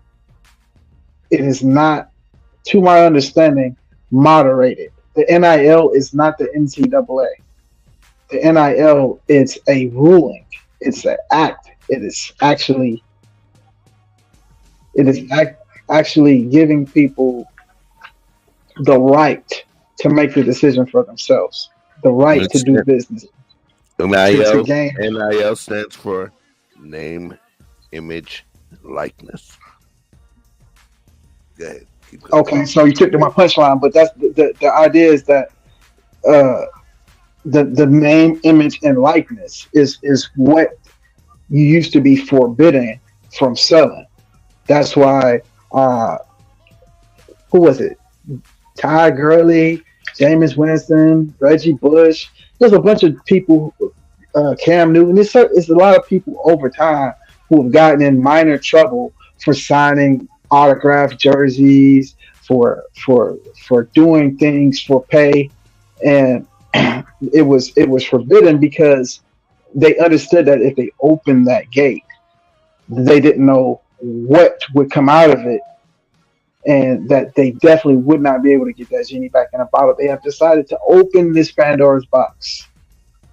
And what it has done, I don't know who approved the high school move, but Mikey Williams is a high school player. Mikey Williams is in the class with Bronny James. Mikey Williams is the next generation of basketball. He is 1 and 2 with Bronny James. So if you wanted to know, well, this NIL stuff, what name should I be looking for? Who has the most lucrative NIL deals? Let me enlighten you. The top 5: Bronny James for USC, Arch Manning for the University of Texas, Mikey Williams at number 3 for the University of Memphis, Tennessee. In case you were wondering, where is he trying to go to school at? He is enrolled in Memphis. He is a part of their basketball program, but as the news has just notified you, he is not able to participate in their facilities and do anything with the team. Essentially, he's in suspension until his case can be cleared, and they can't touch him because Memphis, the university, never mind the professional team or the city, has a track record of troubled athletes. So they are at the point where they don't want to touch anything that look hot. So right now he is in a suspended status and he is not playing. He has lost his deal with Puma, who is the company that offered him this deal. Any player can have multiple deals, or they can have an individual deal with a company, and they are able to get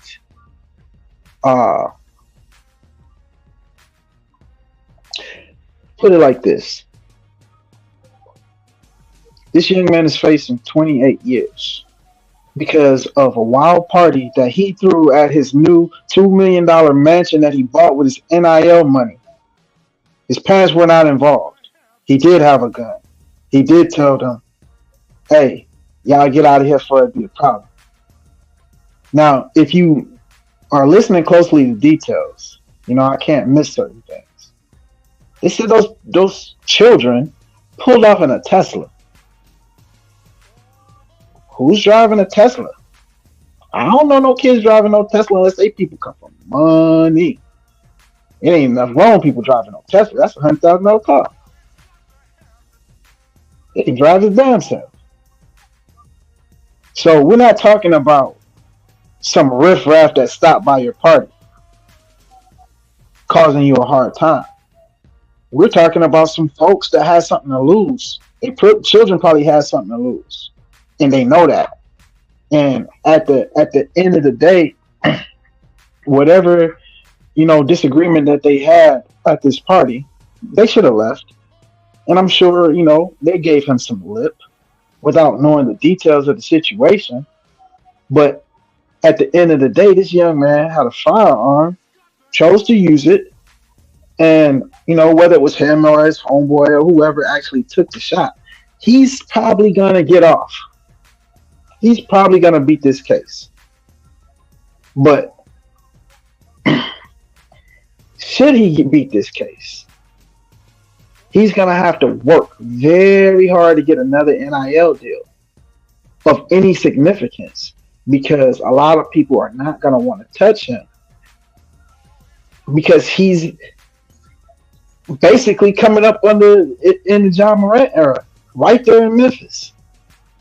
So they think they kind of know what they get.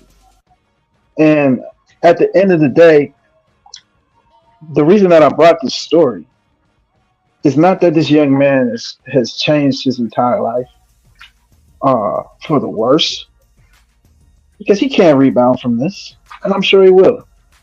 But he's ushering in a new era. This is an experiment.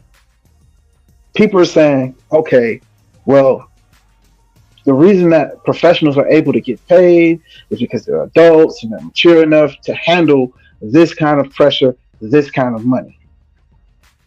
But when you push that money into a college kid or a high school child's hands, you immediately destabilize any authority that had any control over summarizing, their ability to polish off whatever this child is that they were trying to rear. You took that power. I agree. That's the whole reason the NCAA doesn't allow people to the boosters and all of these people to speak to the kids, because they recognize that professionalism is going to taint their childhood and their amateur existence. And now here's the counter to that. You say, well, kids shouldn't, money shouldn't be involved or with these children. Children shouldn't get paid from sports. Well, adults shouldn't be able to get paid off of children playing sports. If it's all for sport and it's all for, the benefit of the child, because we were having this conversation just the other day, and we were talking about a child's confidence and how do you build a child's confidence? How do you get a child to have self-esteem so they can have pride, so that they will make the right decisions for themselves? And it's to get them involved in something, to give them a skill, give them something that makes them feel confident that they are better than someone else in. I don't care if the child is a doggone carpenter or great at chess. Whatever they do, they need to be elite at it and feel some edge. So now, instead of putting children into these programs for the sake of building their character, we're putting them in the programs because we ain't got a babysitter, or we put them in these programs because we want them to be on a lottery ticket. And if we put enough of them in these programs, hopefully one of ours will turn out to be something. You'll bust them all the way across school. You don't know if this is going to work out, but hey, this coach will let my kid play. And you treat your kid like a lottery ticket. It don't matter the fact that this coach over here is trying to teach your child what he needs. He understands. He's invested. He got time. He don't got no big name program. He don't got to push out numbers. He can take the time. He's not going to skip your child through just because he's gifted. There's a lot of hardworking intermediaries inside of the communities that are one for one playing major roles in these children's lives, but a lot of it is being undermined by the powers that be, the political correctness, and all the way down to the parents. How are you going to tell a parent that you can't give their child, who they're the guardian of, who the company has to come talk to them, that oh well, don't give your child this much money? Are you crazy? They wish that their child would do anything over the entirety of their lives. If they can get it now, cash out on your child in high school, I don't care how much honor and integrity you think you got. Let $1 million show up to your door. And let's see how fast you turn it down. So, that said, if Mr. Best, could you pull up that website that I sent in the second email? Yes, sir. Okay. Because this is the reason I brought this up, and this is what I want to get to.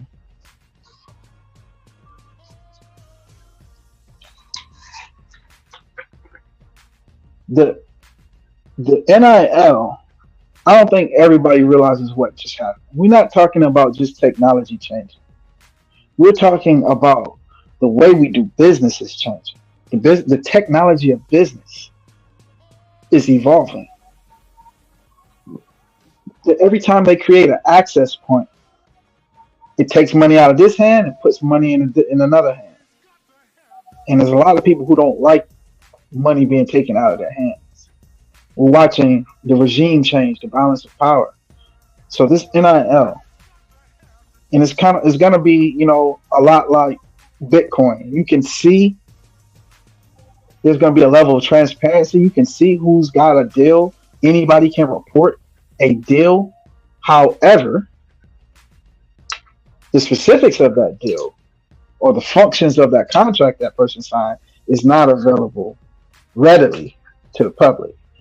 So a lot of these figures are speculations or valuations, but not the actual real number or the specifics of that person's deal.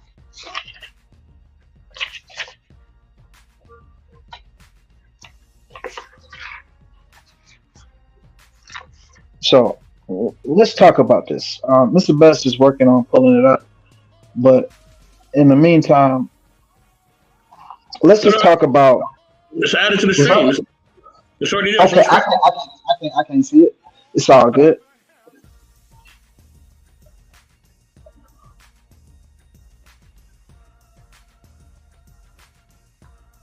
Yeah, it won't let me see it. I don't know why. But luckily for me, I wrote enough notes down, so we could take this off full screen. See what's going on.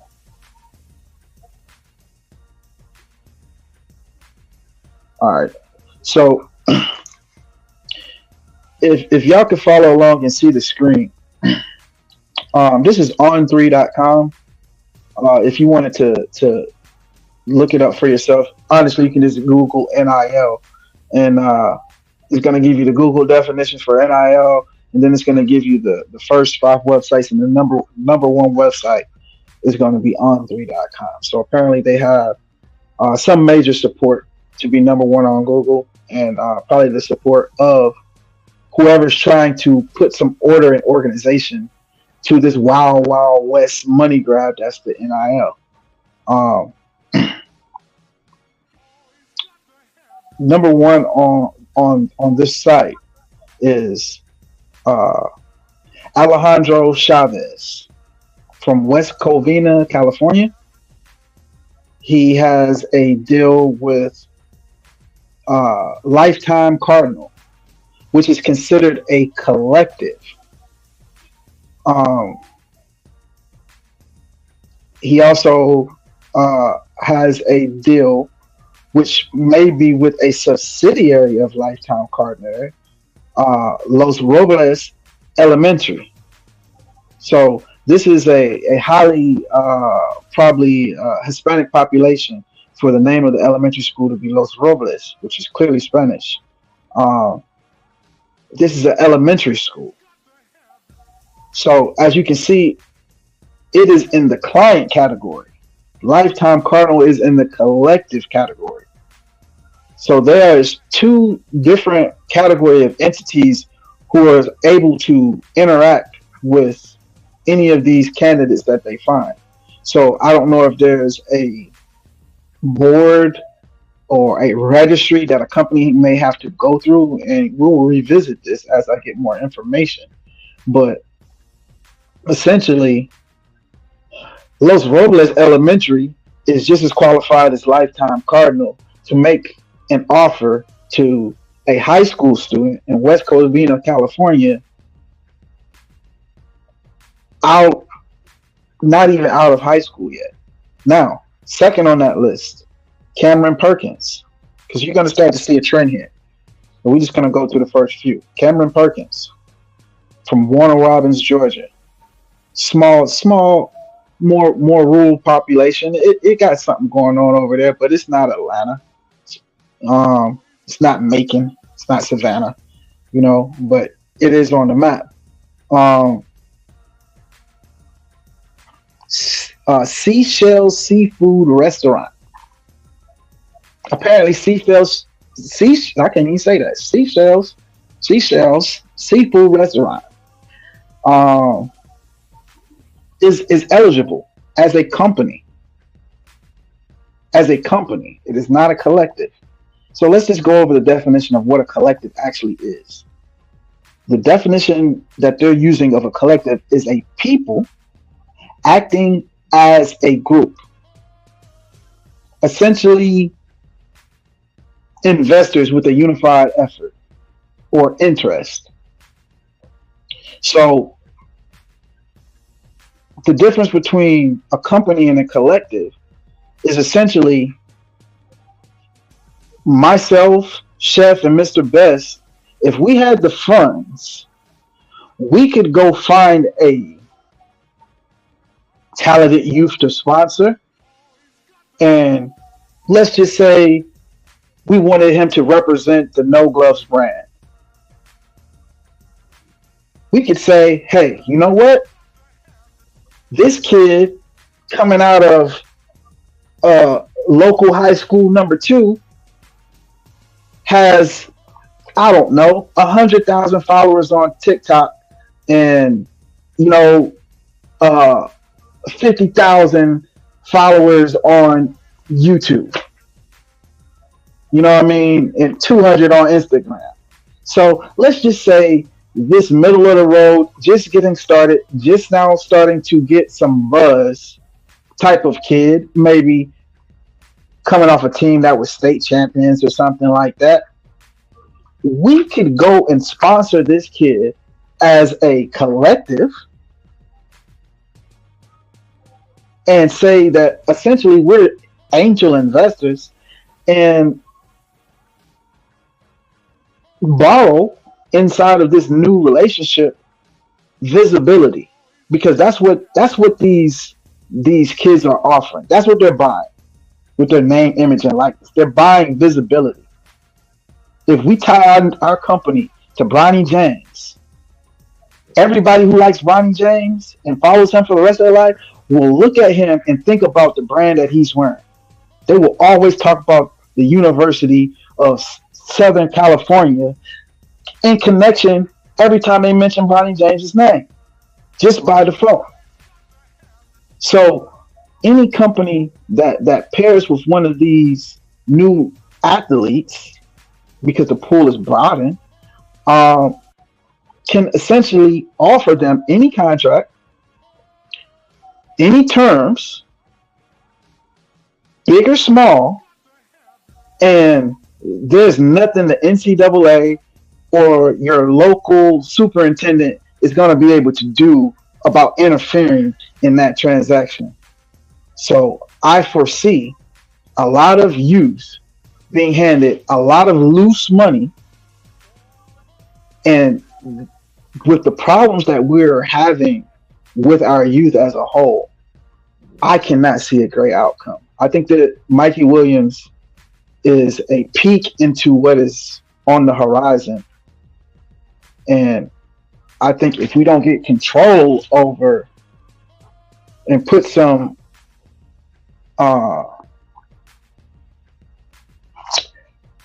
what is the word that you use when you know something is going to go wrong, so you put in measures to, you know, work around what you already can anticipate. What's the word for that?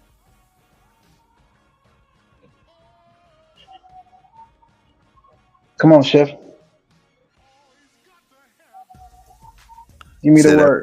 Say that part one last time. I lost my connection. The word for contingencies. That's what I'm looking for. We need to figure out what are the contingencies, because if you thought the celebrities were out of control, if you thought professional athletes were out of control, what happens when you give a high school kid $3 million? You just essentially gave everyone he knows $3 million. Everyone he's connected to, anyone who has influence on him,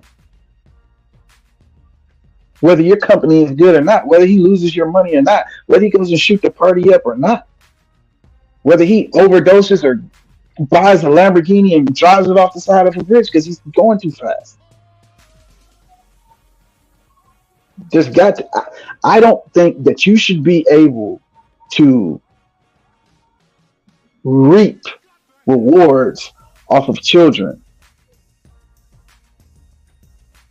in that sense as to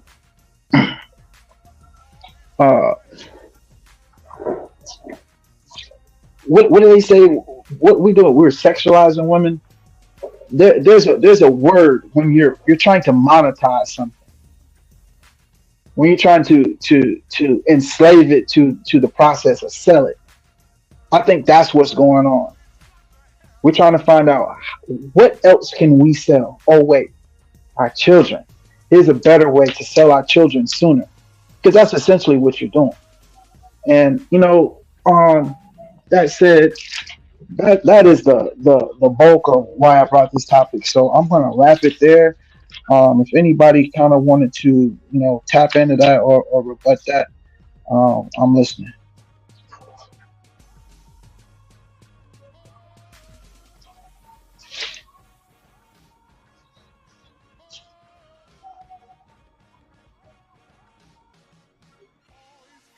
I mean, in terms of that, Oh, pretty, go ahead. yeah. So the point that I was making for reading these names, right? So we had Cameron Perkins for Ron Robbins at the restaurant. Then we got Pop Isaacs. Um, his name is Pop, bro. Uh, he's from Pop Isaac. Let's see. Oh yeah. So essentially, you're doing it for clout. By the way, um, if you're investing in someone's visibility, so the companies are doing it. Pissing on the kids for doing it, but essentially everybody at this point is doing it for clout. So the question is it wrong to do it for clout? Because clearly these people are grabbing these underprivileged youth in these lower income Black and Latino areas. Dylan Jackson from uh, Mississippi, from Greenville, Mississippi. I mean, these are poor areas. These are poor areas, and these are the kids that they're giving this money to, which is dope. I ain't mad at you, man. I think if you had to pick the rock or the hard place, the devil or the witch, which would you rather? To starve or drown? Like, if you had to pick, I'd rather have abundance and die of gluttony than to die of starvation, if you had to choose, I guess. Now, And pushing that into the hood, let's see what happens. Speak on it. I push back on the racial aspect. Push it. I push back on the racial aspect. Why? Because at this point, this is not about global supremacy of one particular ethnicity versus another one. What this is about winning a game. It's about the game of chess. It's about getting the right set of players, the right pawns, bishops, rooks, knights, queen, king, whatever, to bring about your chosen goal. So, excuse me. So, what I do believe is, if you're, there's people that are rich that are offered scholarships. There's kids whose parents are doctors, right? I have a couple of relatives. One of my cousins ended up making it to the practice squad for the New England Patriots, right? And he graduated from Harvard. Both my aunt and my uncle were both doctors, are both doctors. So what I would say to you is that rich people get scholarships, poor people get scholarships. I don't think it has to do with race and the ability to exploit. I think it has to do more so with the ability to build a strong team. Perfect example. Watch this. What's his name? Barron Trump, Donald Trump's son. 16 years old, about to turn 17, or just turned 17. You know how tall his son is? He's 6'7". 6'7", right? And I'm just using him as a public example. As a 6'7" 17-year-old, if he had some balling skills, if he was nice with it, if he was on some Victor Wembanyama stuff, he could still be offered a scholarship. The only difference, though, is that because they understand the power of his father and his father's business acumen, they would probably come to him with a whole lot more. Does that make sense? If he was a white boy version of Rick Smits, of oh boy from French Lick, Indiana. I'm getting old, y'all. French Lick. Huh? Go ahead. From Boston, the white boy. Larry Bird? French Lick, Indiana. Huh? Larry Bird? Larry Bird, thank you. I lost Larry Bird. I lost his whole name, right? But yeah, look, I told you where he's from, right? That should be enough. But yo, if he was that nice, he would still get offered a scholarship. He would still get offered an NIL deal. I don't believe it has to do with race. I don't believe it has to do with oppression of the black people. I do believe it has to do with how much money can I make from this person's performance. Honestly. Yeah, it's opportunists. Just listen. The easiest people to exploit are the people without protection. So it's not about race, it's about access. It's about who's the weakest, who's the most vulnerable, who's the most desperate. You think that's what it's about, or is it about bringing about what I want? I want to win. Listen, I want to win, but I want the ratio of how I win. Think about the concept of Shark Tank. This is actually happening. This is not a TV show. That part's a TV show. In real life, it's not a show. You don't get to see them make these negotiations and play hardball and say, nah, nigga, we need the whole thing. We want to buy you out. And if you don't, we're just going to make something out of your idea anyway. We'll change it enough that we can take your patent. So at the end of the day, it's always big money is always going to find a way to squeeze the most out of the deal. So it's not like, okay, if this white boy can ball, he's not going to get a deal too, and maybe he'll get a fair deal, maybe he'll get a fucked up deal too.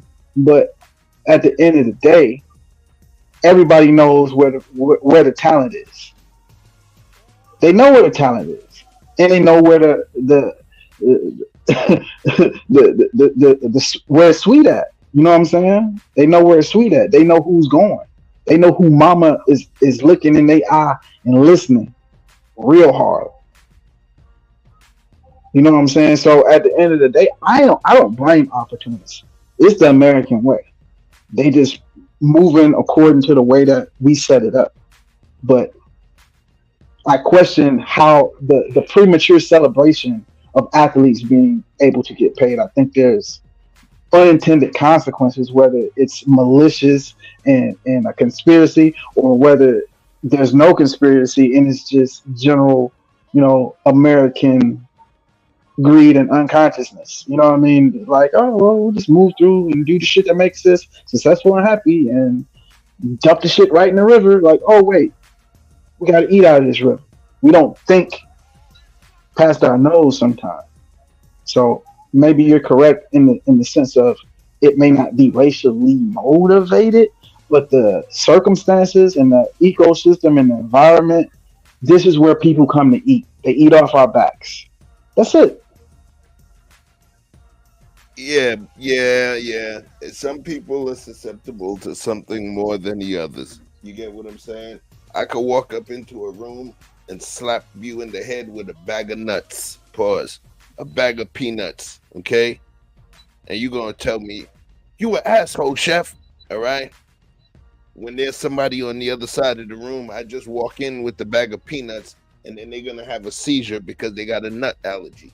That's the way life works. That's the ecosystem. I don't get blamed for that, though, because these are my nuts. You understand what I'm saying? Hey, so you get blamed for swanking them. The thing is, there's going to be somebody, listen, somebody is negatively impacted by sugar. Somebody's negatively impacted by salt. That's the reason of type 1 and type 2 diabetes, bro. So at the end of the day, yes. But the reason that I brought it up is because there's rich people whose kids are offered scholarships. It's not based on who they can exploit. You keep using the word scholarship. It's not a scholarship. This is not about school.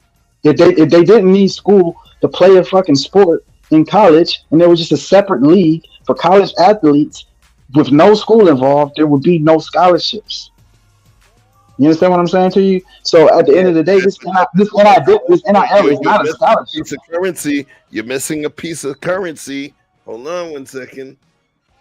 Even though you may not consider it currency, bro, you can't leave that out.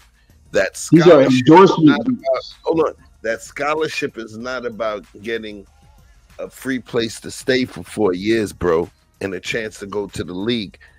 They're giving you an education and the Why are you talking about a scholarship? We talking about NIL. It's two separate that's things. worth normally now a couple $100,000. They're two different things. A scholarship and an endorsement deal is not the same thing. That's what the NIL is. Quid It's pro an quo. endorsement. You're getting something for something that you're providing, though. Okay, you're providing visibility, and they're paying you for it. They're doing it for clout. There's no ill intentions, but there ain't no good ones either. So what you end up doing? So we're talking about this simple, right? So I told you the list. Hang on, Chef. Hang on, Chef. I got you. I got you. Add this to your response, right? I named out Bronny James, Archie Manning, Mikey Williams, Caleb Williams. That's number 4. Guess who's number 5 is? You think is a black person or a white person? Come with it. A white woman. She's number 5 in her evaluation of her NIL deal. She goes to LSU. Guess what she's doing, Chef? Gymnastics. So if she's got the number 5 rated deal for gymnastics,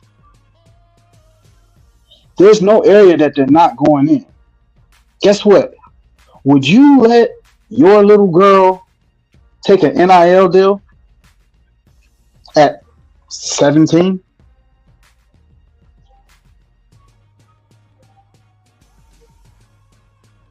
That's going to be on a case-by-case basis, and I'll explain. I'll explain why. If my child is great at something,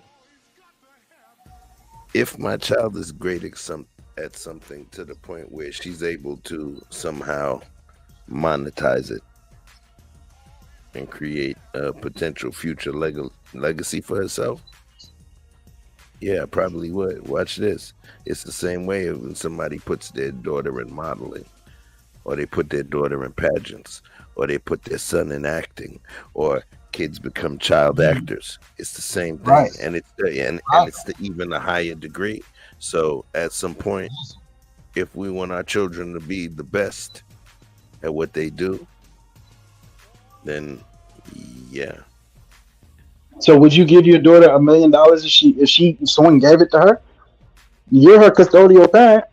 Would you let her have access to her money? Now, listen, man. Now you going crazy. I mean, dude, you give her she's a 7-year-old. I give my 7-year-old $1 million, bro. She's gonna. I said 17. I said 17. Candy, man. I said 17, man. I said 17. 17. I mean, put it to you this way. You realize that I will only have control up until 17.5. That means 17 and a half years old, because at that point they're into what's technically considered her 18th year. All right. But the point is, she has something that is worth something. Would you allow her access to her money? Answer the question. Let me land it. Okay. She has her specific talent, which is worth something, and it's worth something to other people. All right. And the fact that I would not, or you're proposing that I should not allow her to monetize on her particular talent. Nah, I ain't put my son in fucking football so he could just goof around and be like, yeah, I played football. No, if it's something he wants to do, then I would want him to do it well. I want my daughter, if she wants to go into drama, yes, I want her to go to Broadway. I want her to do all of these wonderful things. I want her to be the best, not to just fucking sit around and just sit around and just say, oh, I did that before. The same way my 7-year-old's in ballet, and I press her. I'm like, yo, you sitting here doing all of this other dancing. What's up? You got your routine that you're supposed to be learning from last week. What's good? And so at the end of the day, bro, we live in a world where people are unable to capitalize. I don't want to use the term monetize. People are unable to capitalize, or people now are more able to capitalize on their talents, on their notoriety, on their personality. You know, this is the clout world. We get it. But that's what YouTube is, TikTok, all of that different stuff, bro. People are monetizing on themselves.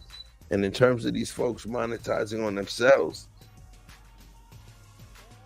the folks that are doing the blood, sweat, and tears, if it's dancing, running, gymnastics, basketball, baseball, football, rugby, lacrosse, you know, cross country, track, shit, luge, luge, any of that stuff. I totally believe that, yes, if it's what my daughter has earned, absolutely. And guess what that does? Because watch this, Vic. It's okay for your daughter to have a, if you had a daughter, it would be okay for your daughter to have a lemonade stand on the corner, right? So she made $1 million fucking dollars on that lemonade stand. She ain't going to spend that shit. Your daughter to have a, hold on. It would be okay for your daughter to have a lemonade stand on the corner. So why would it not be okay for your daughter to get $1 million for running fast? You see what I'm saying? You making some broad ass. Hold on. Is bothering you. Relax for a second. What you're doing is you're trying to psychoanalyze me when I ask you a question about how you feel about your shit. You made a leap to assume what I felt or was implying, which was nothing. It's just a direct question. Would you allow your daughter access to the money that you claim that she would earn? So I don't give a fuck if you say I think she earned it and she should have it. Great. Now, can she have access to it? How much can she have access to? All of it? None of it? Some of it? So at the end of the day, if you say anything other than she has full access, would you say that she has full access? That you would give her full access to her money? So there's, would you stand in between that in any way? So there's rules, right? There's rules behind this. I'm talking about your daughter, man. Ain't no rules. It's just daddy or not. There's rules, man. If my daughter was an actor or whatever, there's rules in terms of the rules of engagement. Whereas how I control what she does and how I control her money. Let's call it the Gary Coleman rule. You understand what I'm saying? So I can't just run. Yeah, I can't just go. I'm just asking about you, Chef. Can your daughter have access to her money? Yes or no? And then explain. Obviously, no, Vic. Listen, hold on one second. At 17, she can't have access to her money.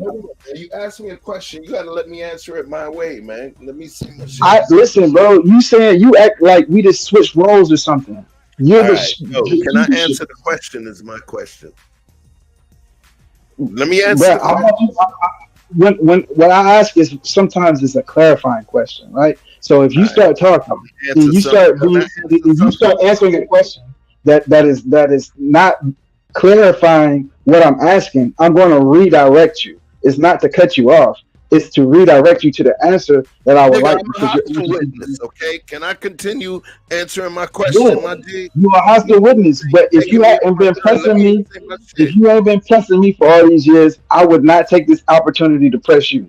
Okay? So now we even. Go ahead. Can I talk, man? Say what you say. I don't even remember what the fuck I was gonna say, yo. Good. See how I feel? That's what you do, yo.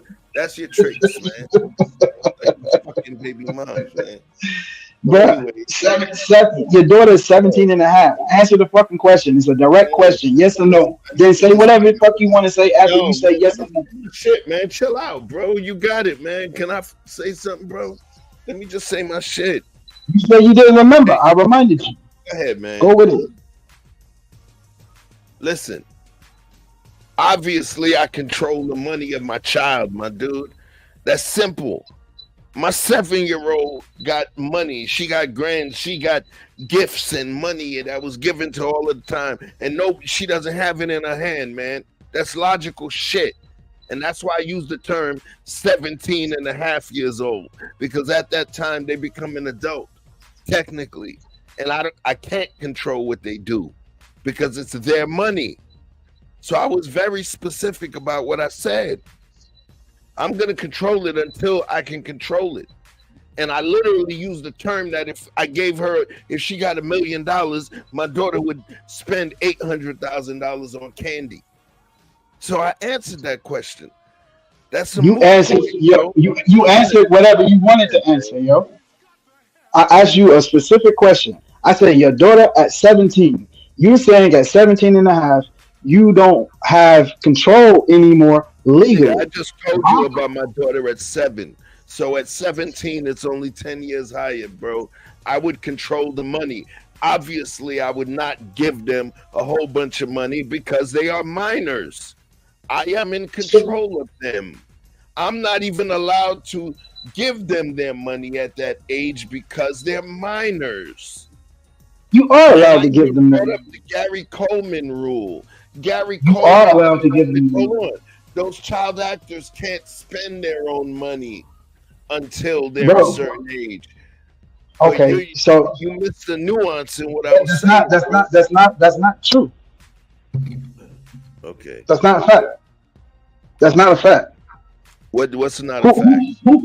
Who sets Tell me the? what's not a fact. It's not a fact. Specifically, I'm asking you. I'm asking you the question. If what you say is true, then who is the entity that resides over the decision of how much a child? Let's just go child actor. How much a child actor can spend and at what age? Who is the regulating commission that decides these things? All right. So now let me help you out, man. Cause now the questions you asking, and no disrespect, it show you don't know shit about what you asking about. But I'm just answer the question. No. You want to walk in there? Go ahead. I got you. So chill out for a second. Legally, okay, can a child go to a fucking bank account and get their own money out the bank? God damn, man. Why you can't just answer the question? Because you asking shit that don't make sense. It's like you ask. Who is the regulating? You just said some goofy shit that it is not, a child is not allowed to spend their money legally. So I said, I didn't doubt what you said. I said, would you elaborate on who would be the person who set the parameters and who would be the regulating agency? Because you can't make laws if you don't have an enforcement agency. So who would be the enforcement agency on regulating these rules? Who? The SEC, the ACC, the CDC, the child motherfuckers? Goddamn, man. If you don't know, say you don't know. So I can look into it. You're not making any sense, man. You asking me a question about if my daughter got $1 million contract at 17 years old, would I give her access to the money? I already told you no. I told you that my daughter, my 7-year-old, got grants already, and she doesn't have access. So what is it that you want to know, bro? What stupid individual would give a fucking 17-year-old $1 million? Like, what did you ask? You're saying it as if you getting all excited. You getting excited? Why? I don't know. We just having a conversation. We're having a conversation. You're excited, but I don't know the why. And extra deep. I don't understand the excitement. You way too animated for the conversation we having. So if you want to take it off of your daughter so it don't feel no ways for you, then speak on imagine. But I'm saying that you being a little more emotional than required for what you're doing. Give me the zinger, because it seemed like you got a zinger for me. Just hit me with the zinger. You don't gotta walk me around the bro, I'm just saying, like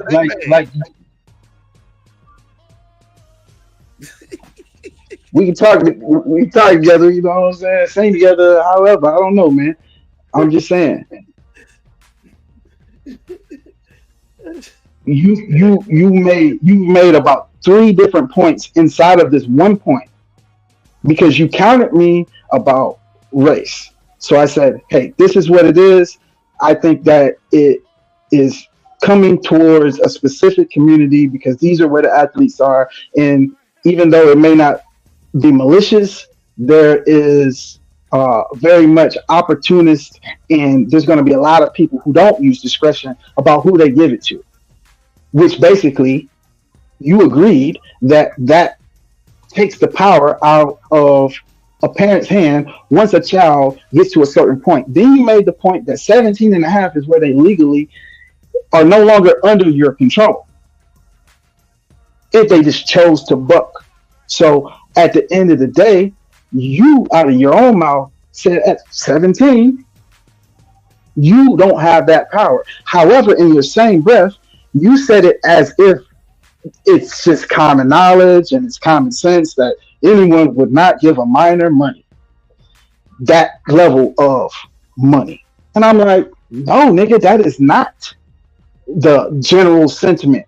I think there's a bunch of people with a whole bunch of different ideas about rearing, about parenthood, and what they think of their child. About don't. Hey, hold on. Let me finish what I'm saying. Man, I told you about the freaking Gary Coleman rule, where all of them kids got robbed in their specific let me finish what I'm saying. I don't care what you got to say. I don't care what you got to say. I don't care what you got to say. Just hold it. Just hold it. Just hold it. Just hold it until I finish saying what I'm saying, and you can say whatever you want to say. You can cuss me out. I don't care. But just let me say what I'm saying, and then we're not going to do this interrupting shit. Not here. So what I'm saying is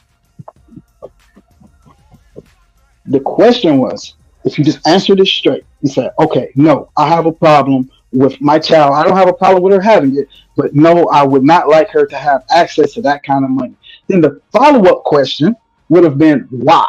Why do you think that a child that is 17 years old, they've had 17 years of your guidance, they are preparing to go out into the world as an adult? If they wanted to go off to college, you would not go with them. You would have to trust that what you installed or instilled in them would carry them forward through whatever new courses and adventures in life that they would have.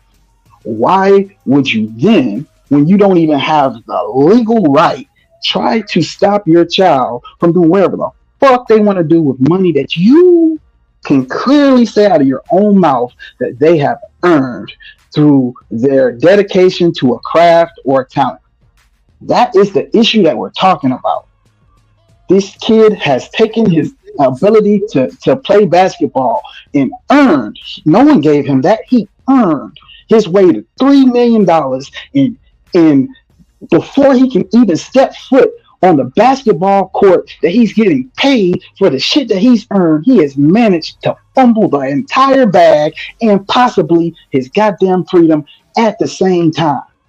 That's what we're talking about, because Mikey Williams has parents. And I'm sure that they wasn't excited for him to have the money, even though they were probably excited that he made the money. They chose to trust. They chose to get out the way. Dad or somebody probably had an issue with that. Uncle somebody probably was like, man, y'all gonna let that boy hold all them goddamn millions? He'll be all right. Somebody's talked them into not pressing the issue. Somebody let him buy a $2 million house at 18 years old. That's what I'm saying. So I'm saying that if you can clearly say out of your mouth that it's common sense, why would someone allow that their child to have access to that much money at once when they have just come out of the condition of being a minor? Then you are questioning by default anybody's parents who don't buck up against the NIL, or at least create some conditions to give parents room to regulate the usage of that money. We agreed that it takes the power out of their hands in order to finish, to plate their masterpiece. They don't get a chance to do that. So that is what I was headed to. Those were the questions that I was asking. I wasn't necessarily trying to walk you into anywhere in particular, but I just want to see where you stood on side of that equation, because there's people on both sides. They do not agree. It is not uniform. So people let they child choose this gender. Listen, I hear all of that, man. Two things can exist within the same dynamic, within the same vacuum. Okay? That's the existence of yin and yang. And I'll tell you this. It goes like this.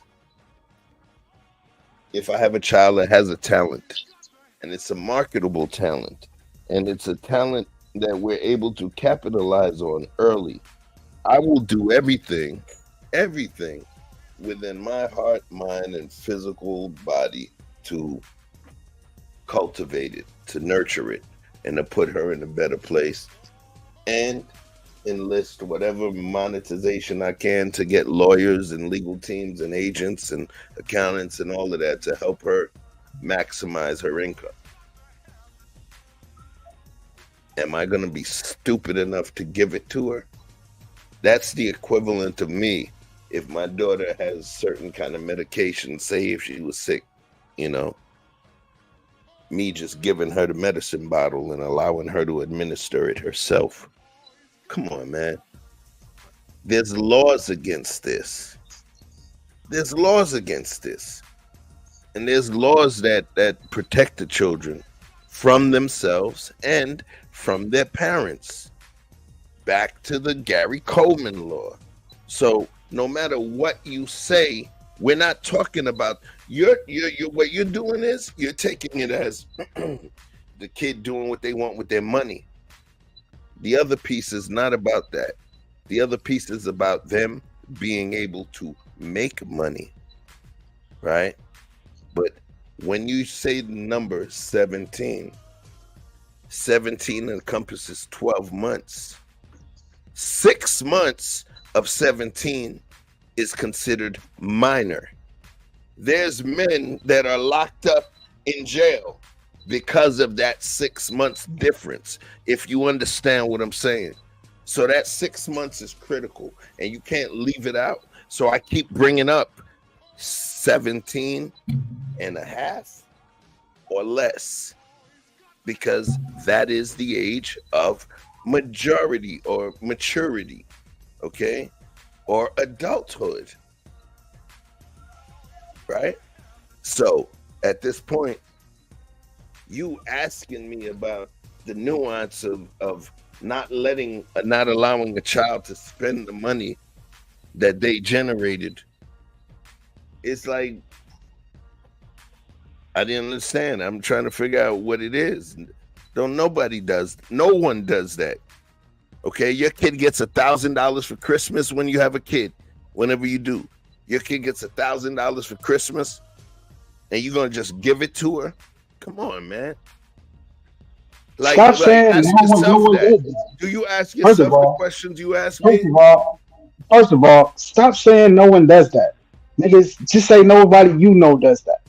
That's not reality. There's a lot of kids that is getting their Christmas money, and it'd be $1,000. They spend all that shit. No one logical does that.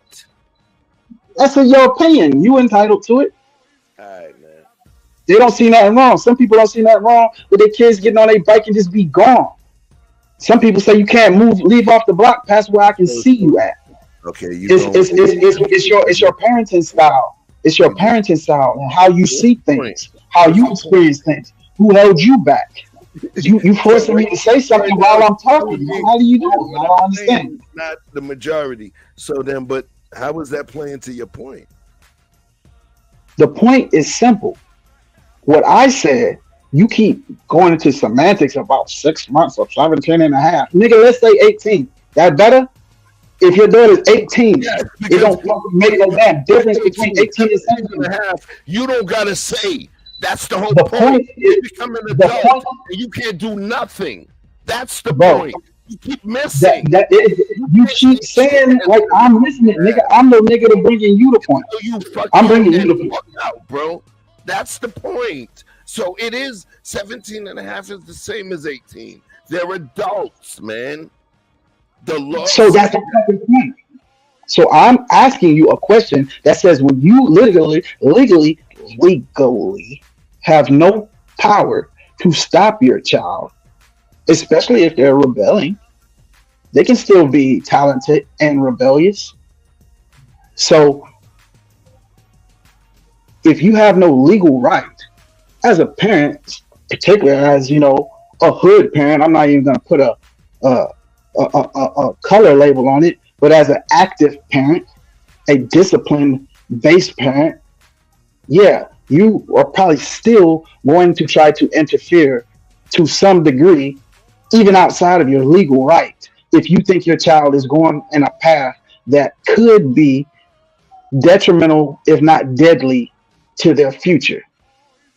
And I'm saying that even if Mikey's Williams was your child, there wouldn't have been a motherfucking thing you could legally have done about that $3 million he got. Yet you would agree that he ain't ready for that. So the question is, what would you do? And how do you think that it should go? Because I said he is the first in a long line of children who aren't going to be able to handle this level of money. That is the point.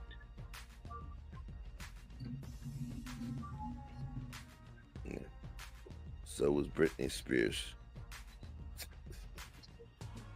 Okay? So was Britney Spears. So was Todd Bridges. So was Dana Plato. So was Danny Bonaducci. So was all of these people that were young people that made a hell of a lot of money and things happened to them. That's life. That's life. That's the gift and curse of wealth and talent and blessings. It's life. You get what I'm saying? But at the end of the day, the only thing that I was speaking to was the questions about if I have somebody in my life, which is my child that I'm responsible for rearing, if I would allow them to just have access to the wealth that they built based upon their personal talent. And I stated that, yes, I would, up until the point where I can't, which is the point where they are in control of their own self, which is adulthood, which comes in at 17 and a half. Right? My daughter doesn't know how much money she has in her bank account. My daughter doesn't know this, that, or the other. She doesn't. She's not supposed to. Okay? And I'm not going to give her access to it. Why would I give my 7-year-old an ATM a debit card, right? Obviously, we wouldn't do that. But at some point, if there's something that is hers, okay? Remember, in terms of community, remember I stated something, and it always comes back to the beginning. I stated about the J community, right? You know, the Israel folks, the J community. Yeah. The fact that they have bar mitzvahs and bar mitzvahs when the kids are 12 years old, right? 12, 13 years old. Why? That's a coming of age, all right? That's the proving grounds. And that's when they cross into adulthood. And normally, and I've been to a few bar mitzvahs in Brooklyn, okay? They get, geez, some of them walk away with 30, 40 racks, okay? It's a different kind of situation, but they're still guided. They're still guided. They're not able to just go and do what they want with it, because they're in control and they're being controlled by their parents. But once they become adults, they're able to do something with it. But what it is at that point, they're being given a resource foundation so that they take something serious and then they build from it. So, no, like, No, I'm not gonna give my kid if she made $50 million. I'm not gonna if my 7-year-old made $50 million tomorrow, I wouldn't give her $500 tomorrow. I would do something obviously to look out for her, but I would not give her that. She has it. It's not my money, so she has it. I don't have to give it to her. She has it, but she doesn't have access to spend it. Do you understand the law, like the way these things work, bro? Like a 7-year-old can't walk. Go ahead, Mr. Best. But I ain't saying that in a minute. I don't know how the hell Chef got into bar mitzvahs back in New York. I don't know how you got it been there, my dude, because those are mad secret. So you got to tell me the secret sauce how you got it been there. Nah, come on, man. Listen, Brooklyn, bro. All you needed was a couple Jewish friends, and that's what it was. Word, they let you in? Hey, shout out to Eastern Parkway, man. Shout out to the whole group, the whole community over there, man. You know what it is.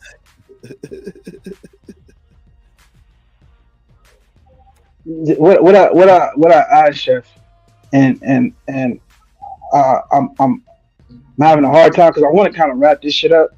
I don't know what you're gonna say, so I'm not like prompting you to say anything in particular, but I do kind of wanted to walk the conversation in a direction, and we go where the hell we go. And I keep redirecting, and you keep talking about what a minor would do. Who gives a fuck? We're not talking about minors. We're talking about children who have just reached or reaching or have already crossed the threshold of legal adulthood, but they are not adults yet. They take the age of consent for cigarettes from 18 to 21. I didn't know that. Ain't nobody never called me in the goddamn line. I don't know nothing about that. You know, like, hey, it's 21. Since when?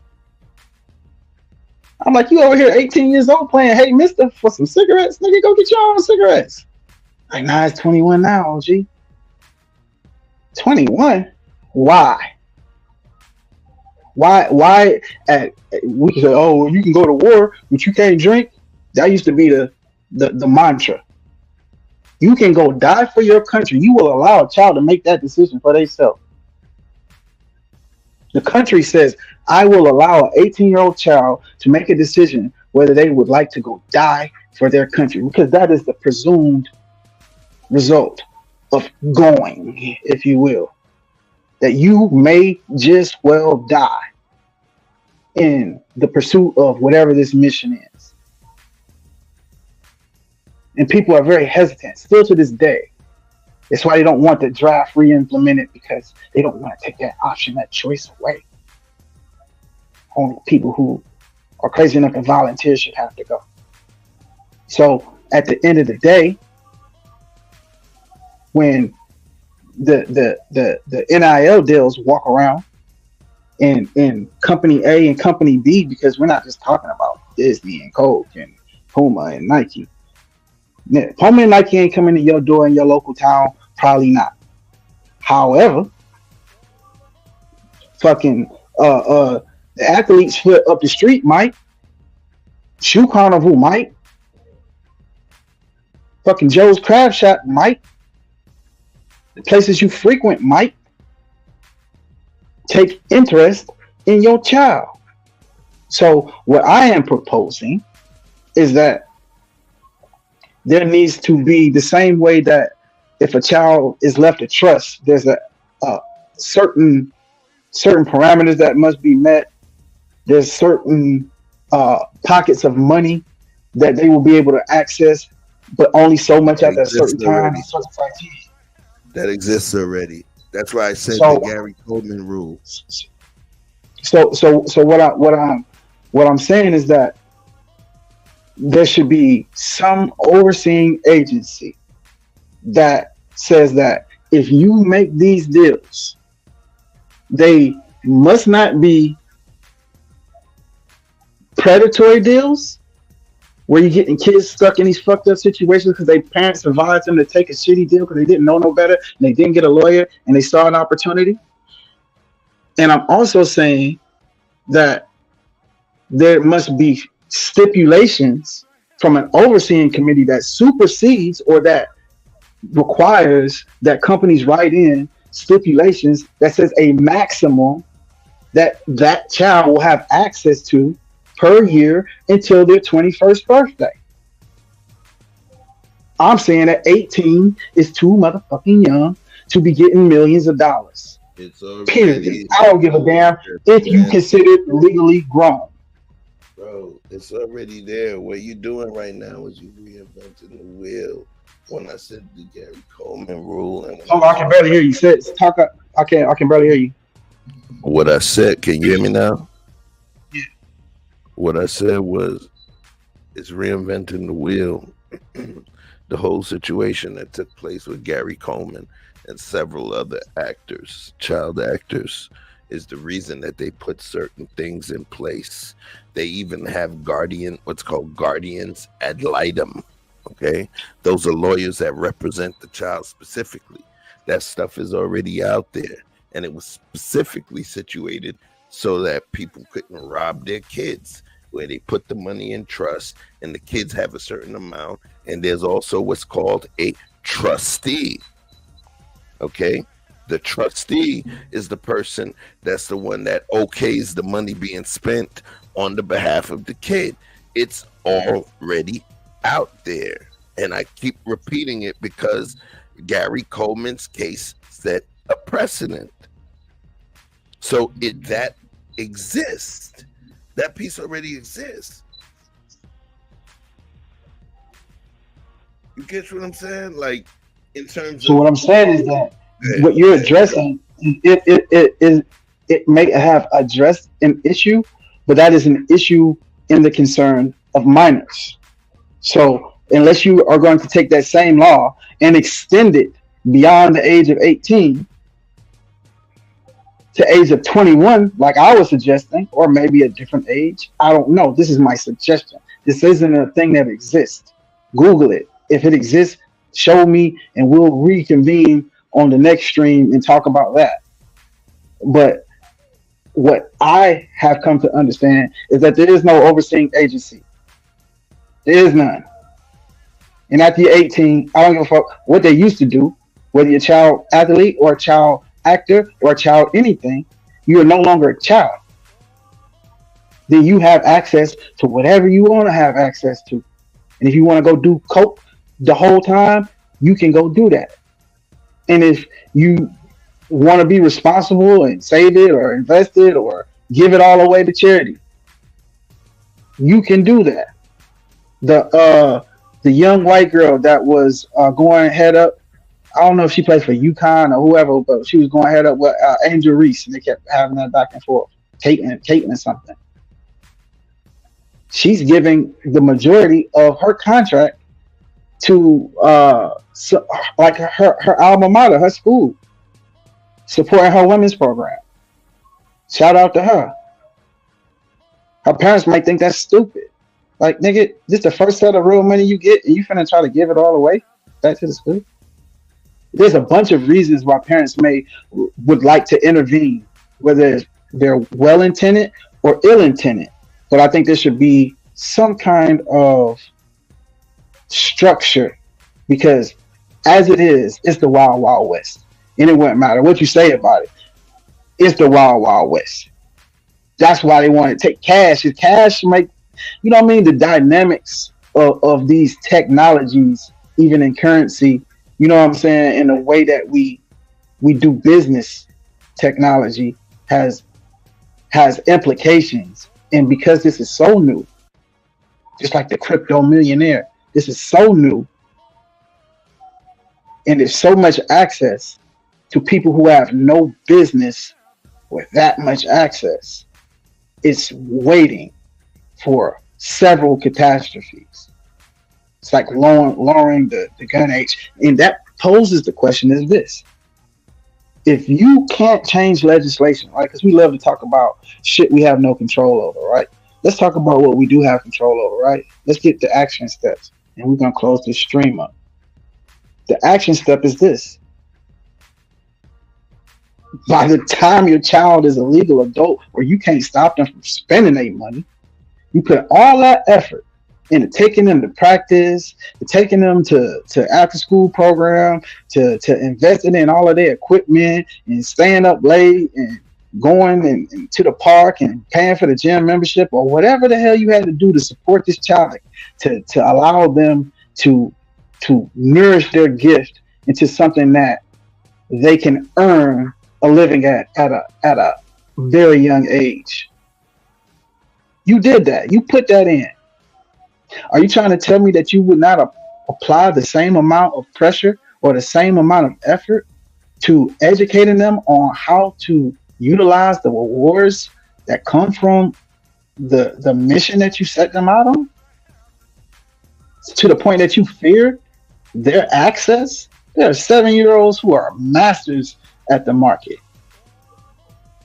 Masters can teach a class. What's the difference between they 7-year-old and yours? It's what you focus on, what you give them access to, including information. So how far do you trust them to go up the street? At what age? Maybe your child's a little different.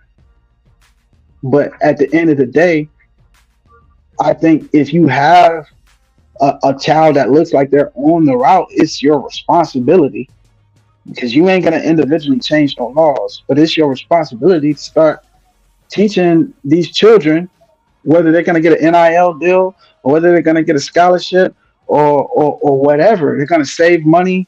They're going to come up with a great rap song. Who gives a shit?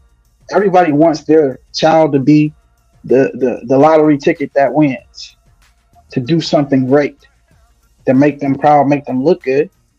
But are we actually preparing them financially for the repercussions that come from being in great wealth? All the things that come with that, the fake friends, you know, the dangerous people, the manipulators, so on and so forth.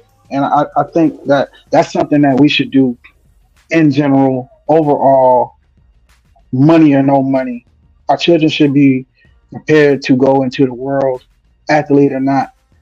And I think, you know, these cases are just a reflection of, you know, how much control that we are losing.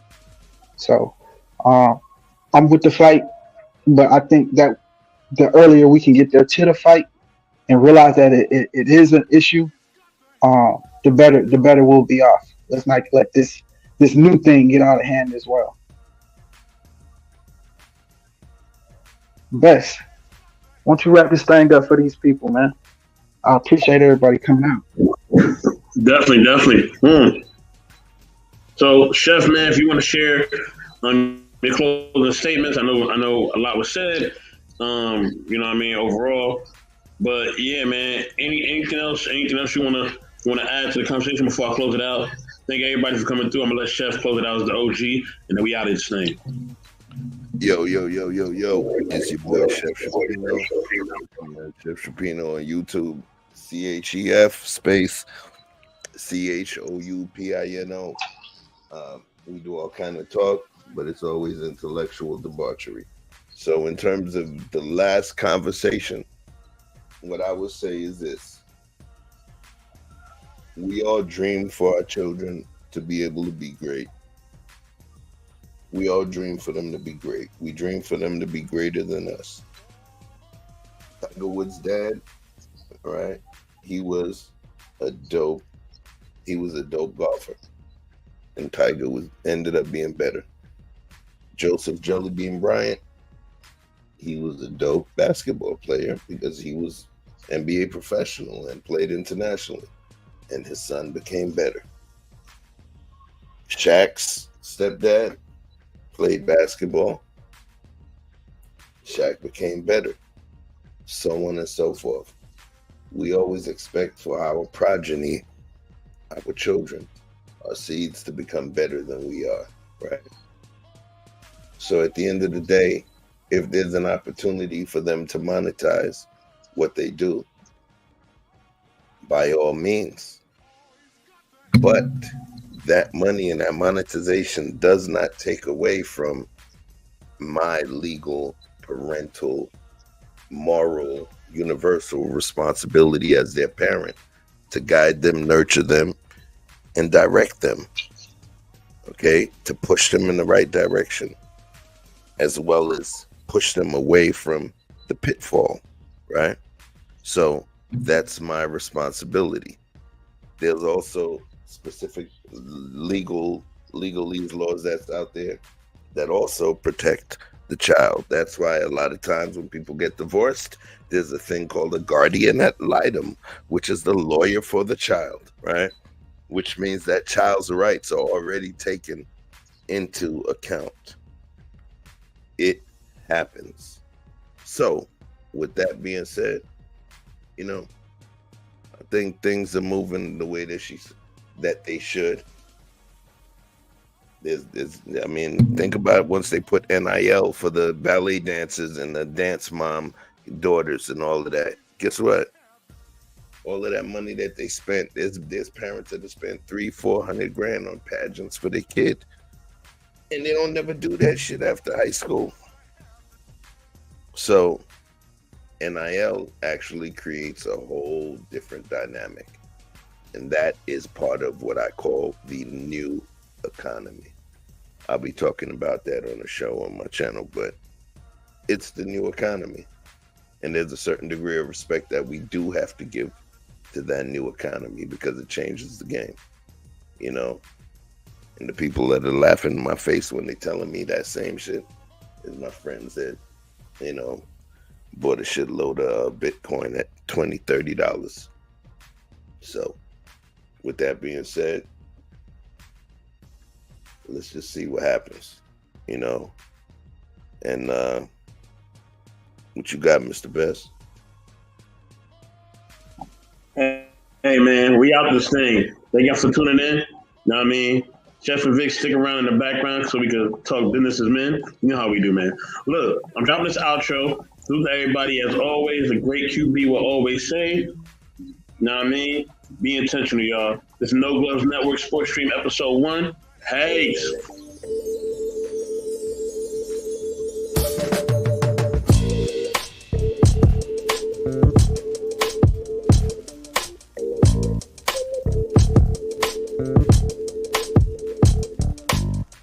Take it.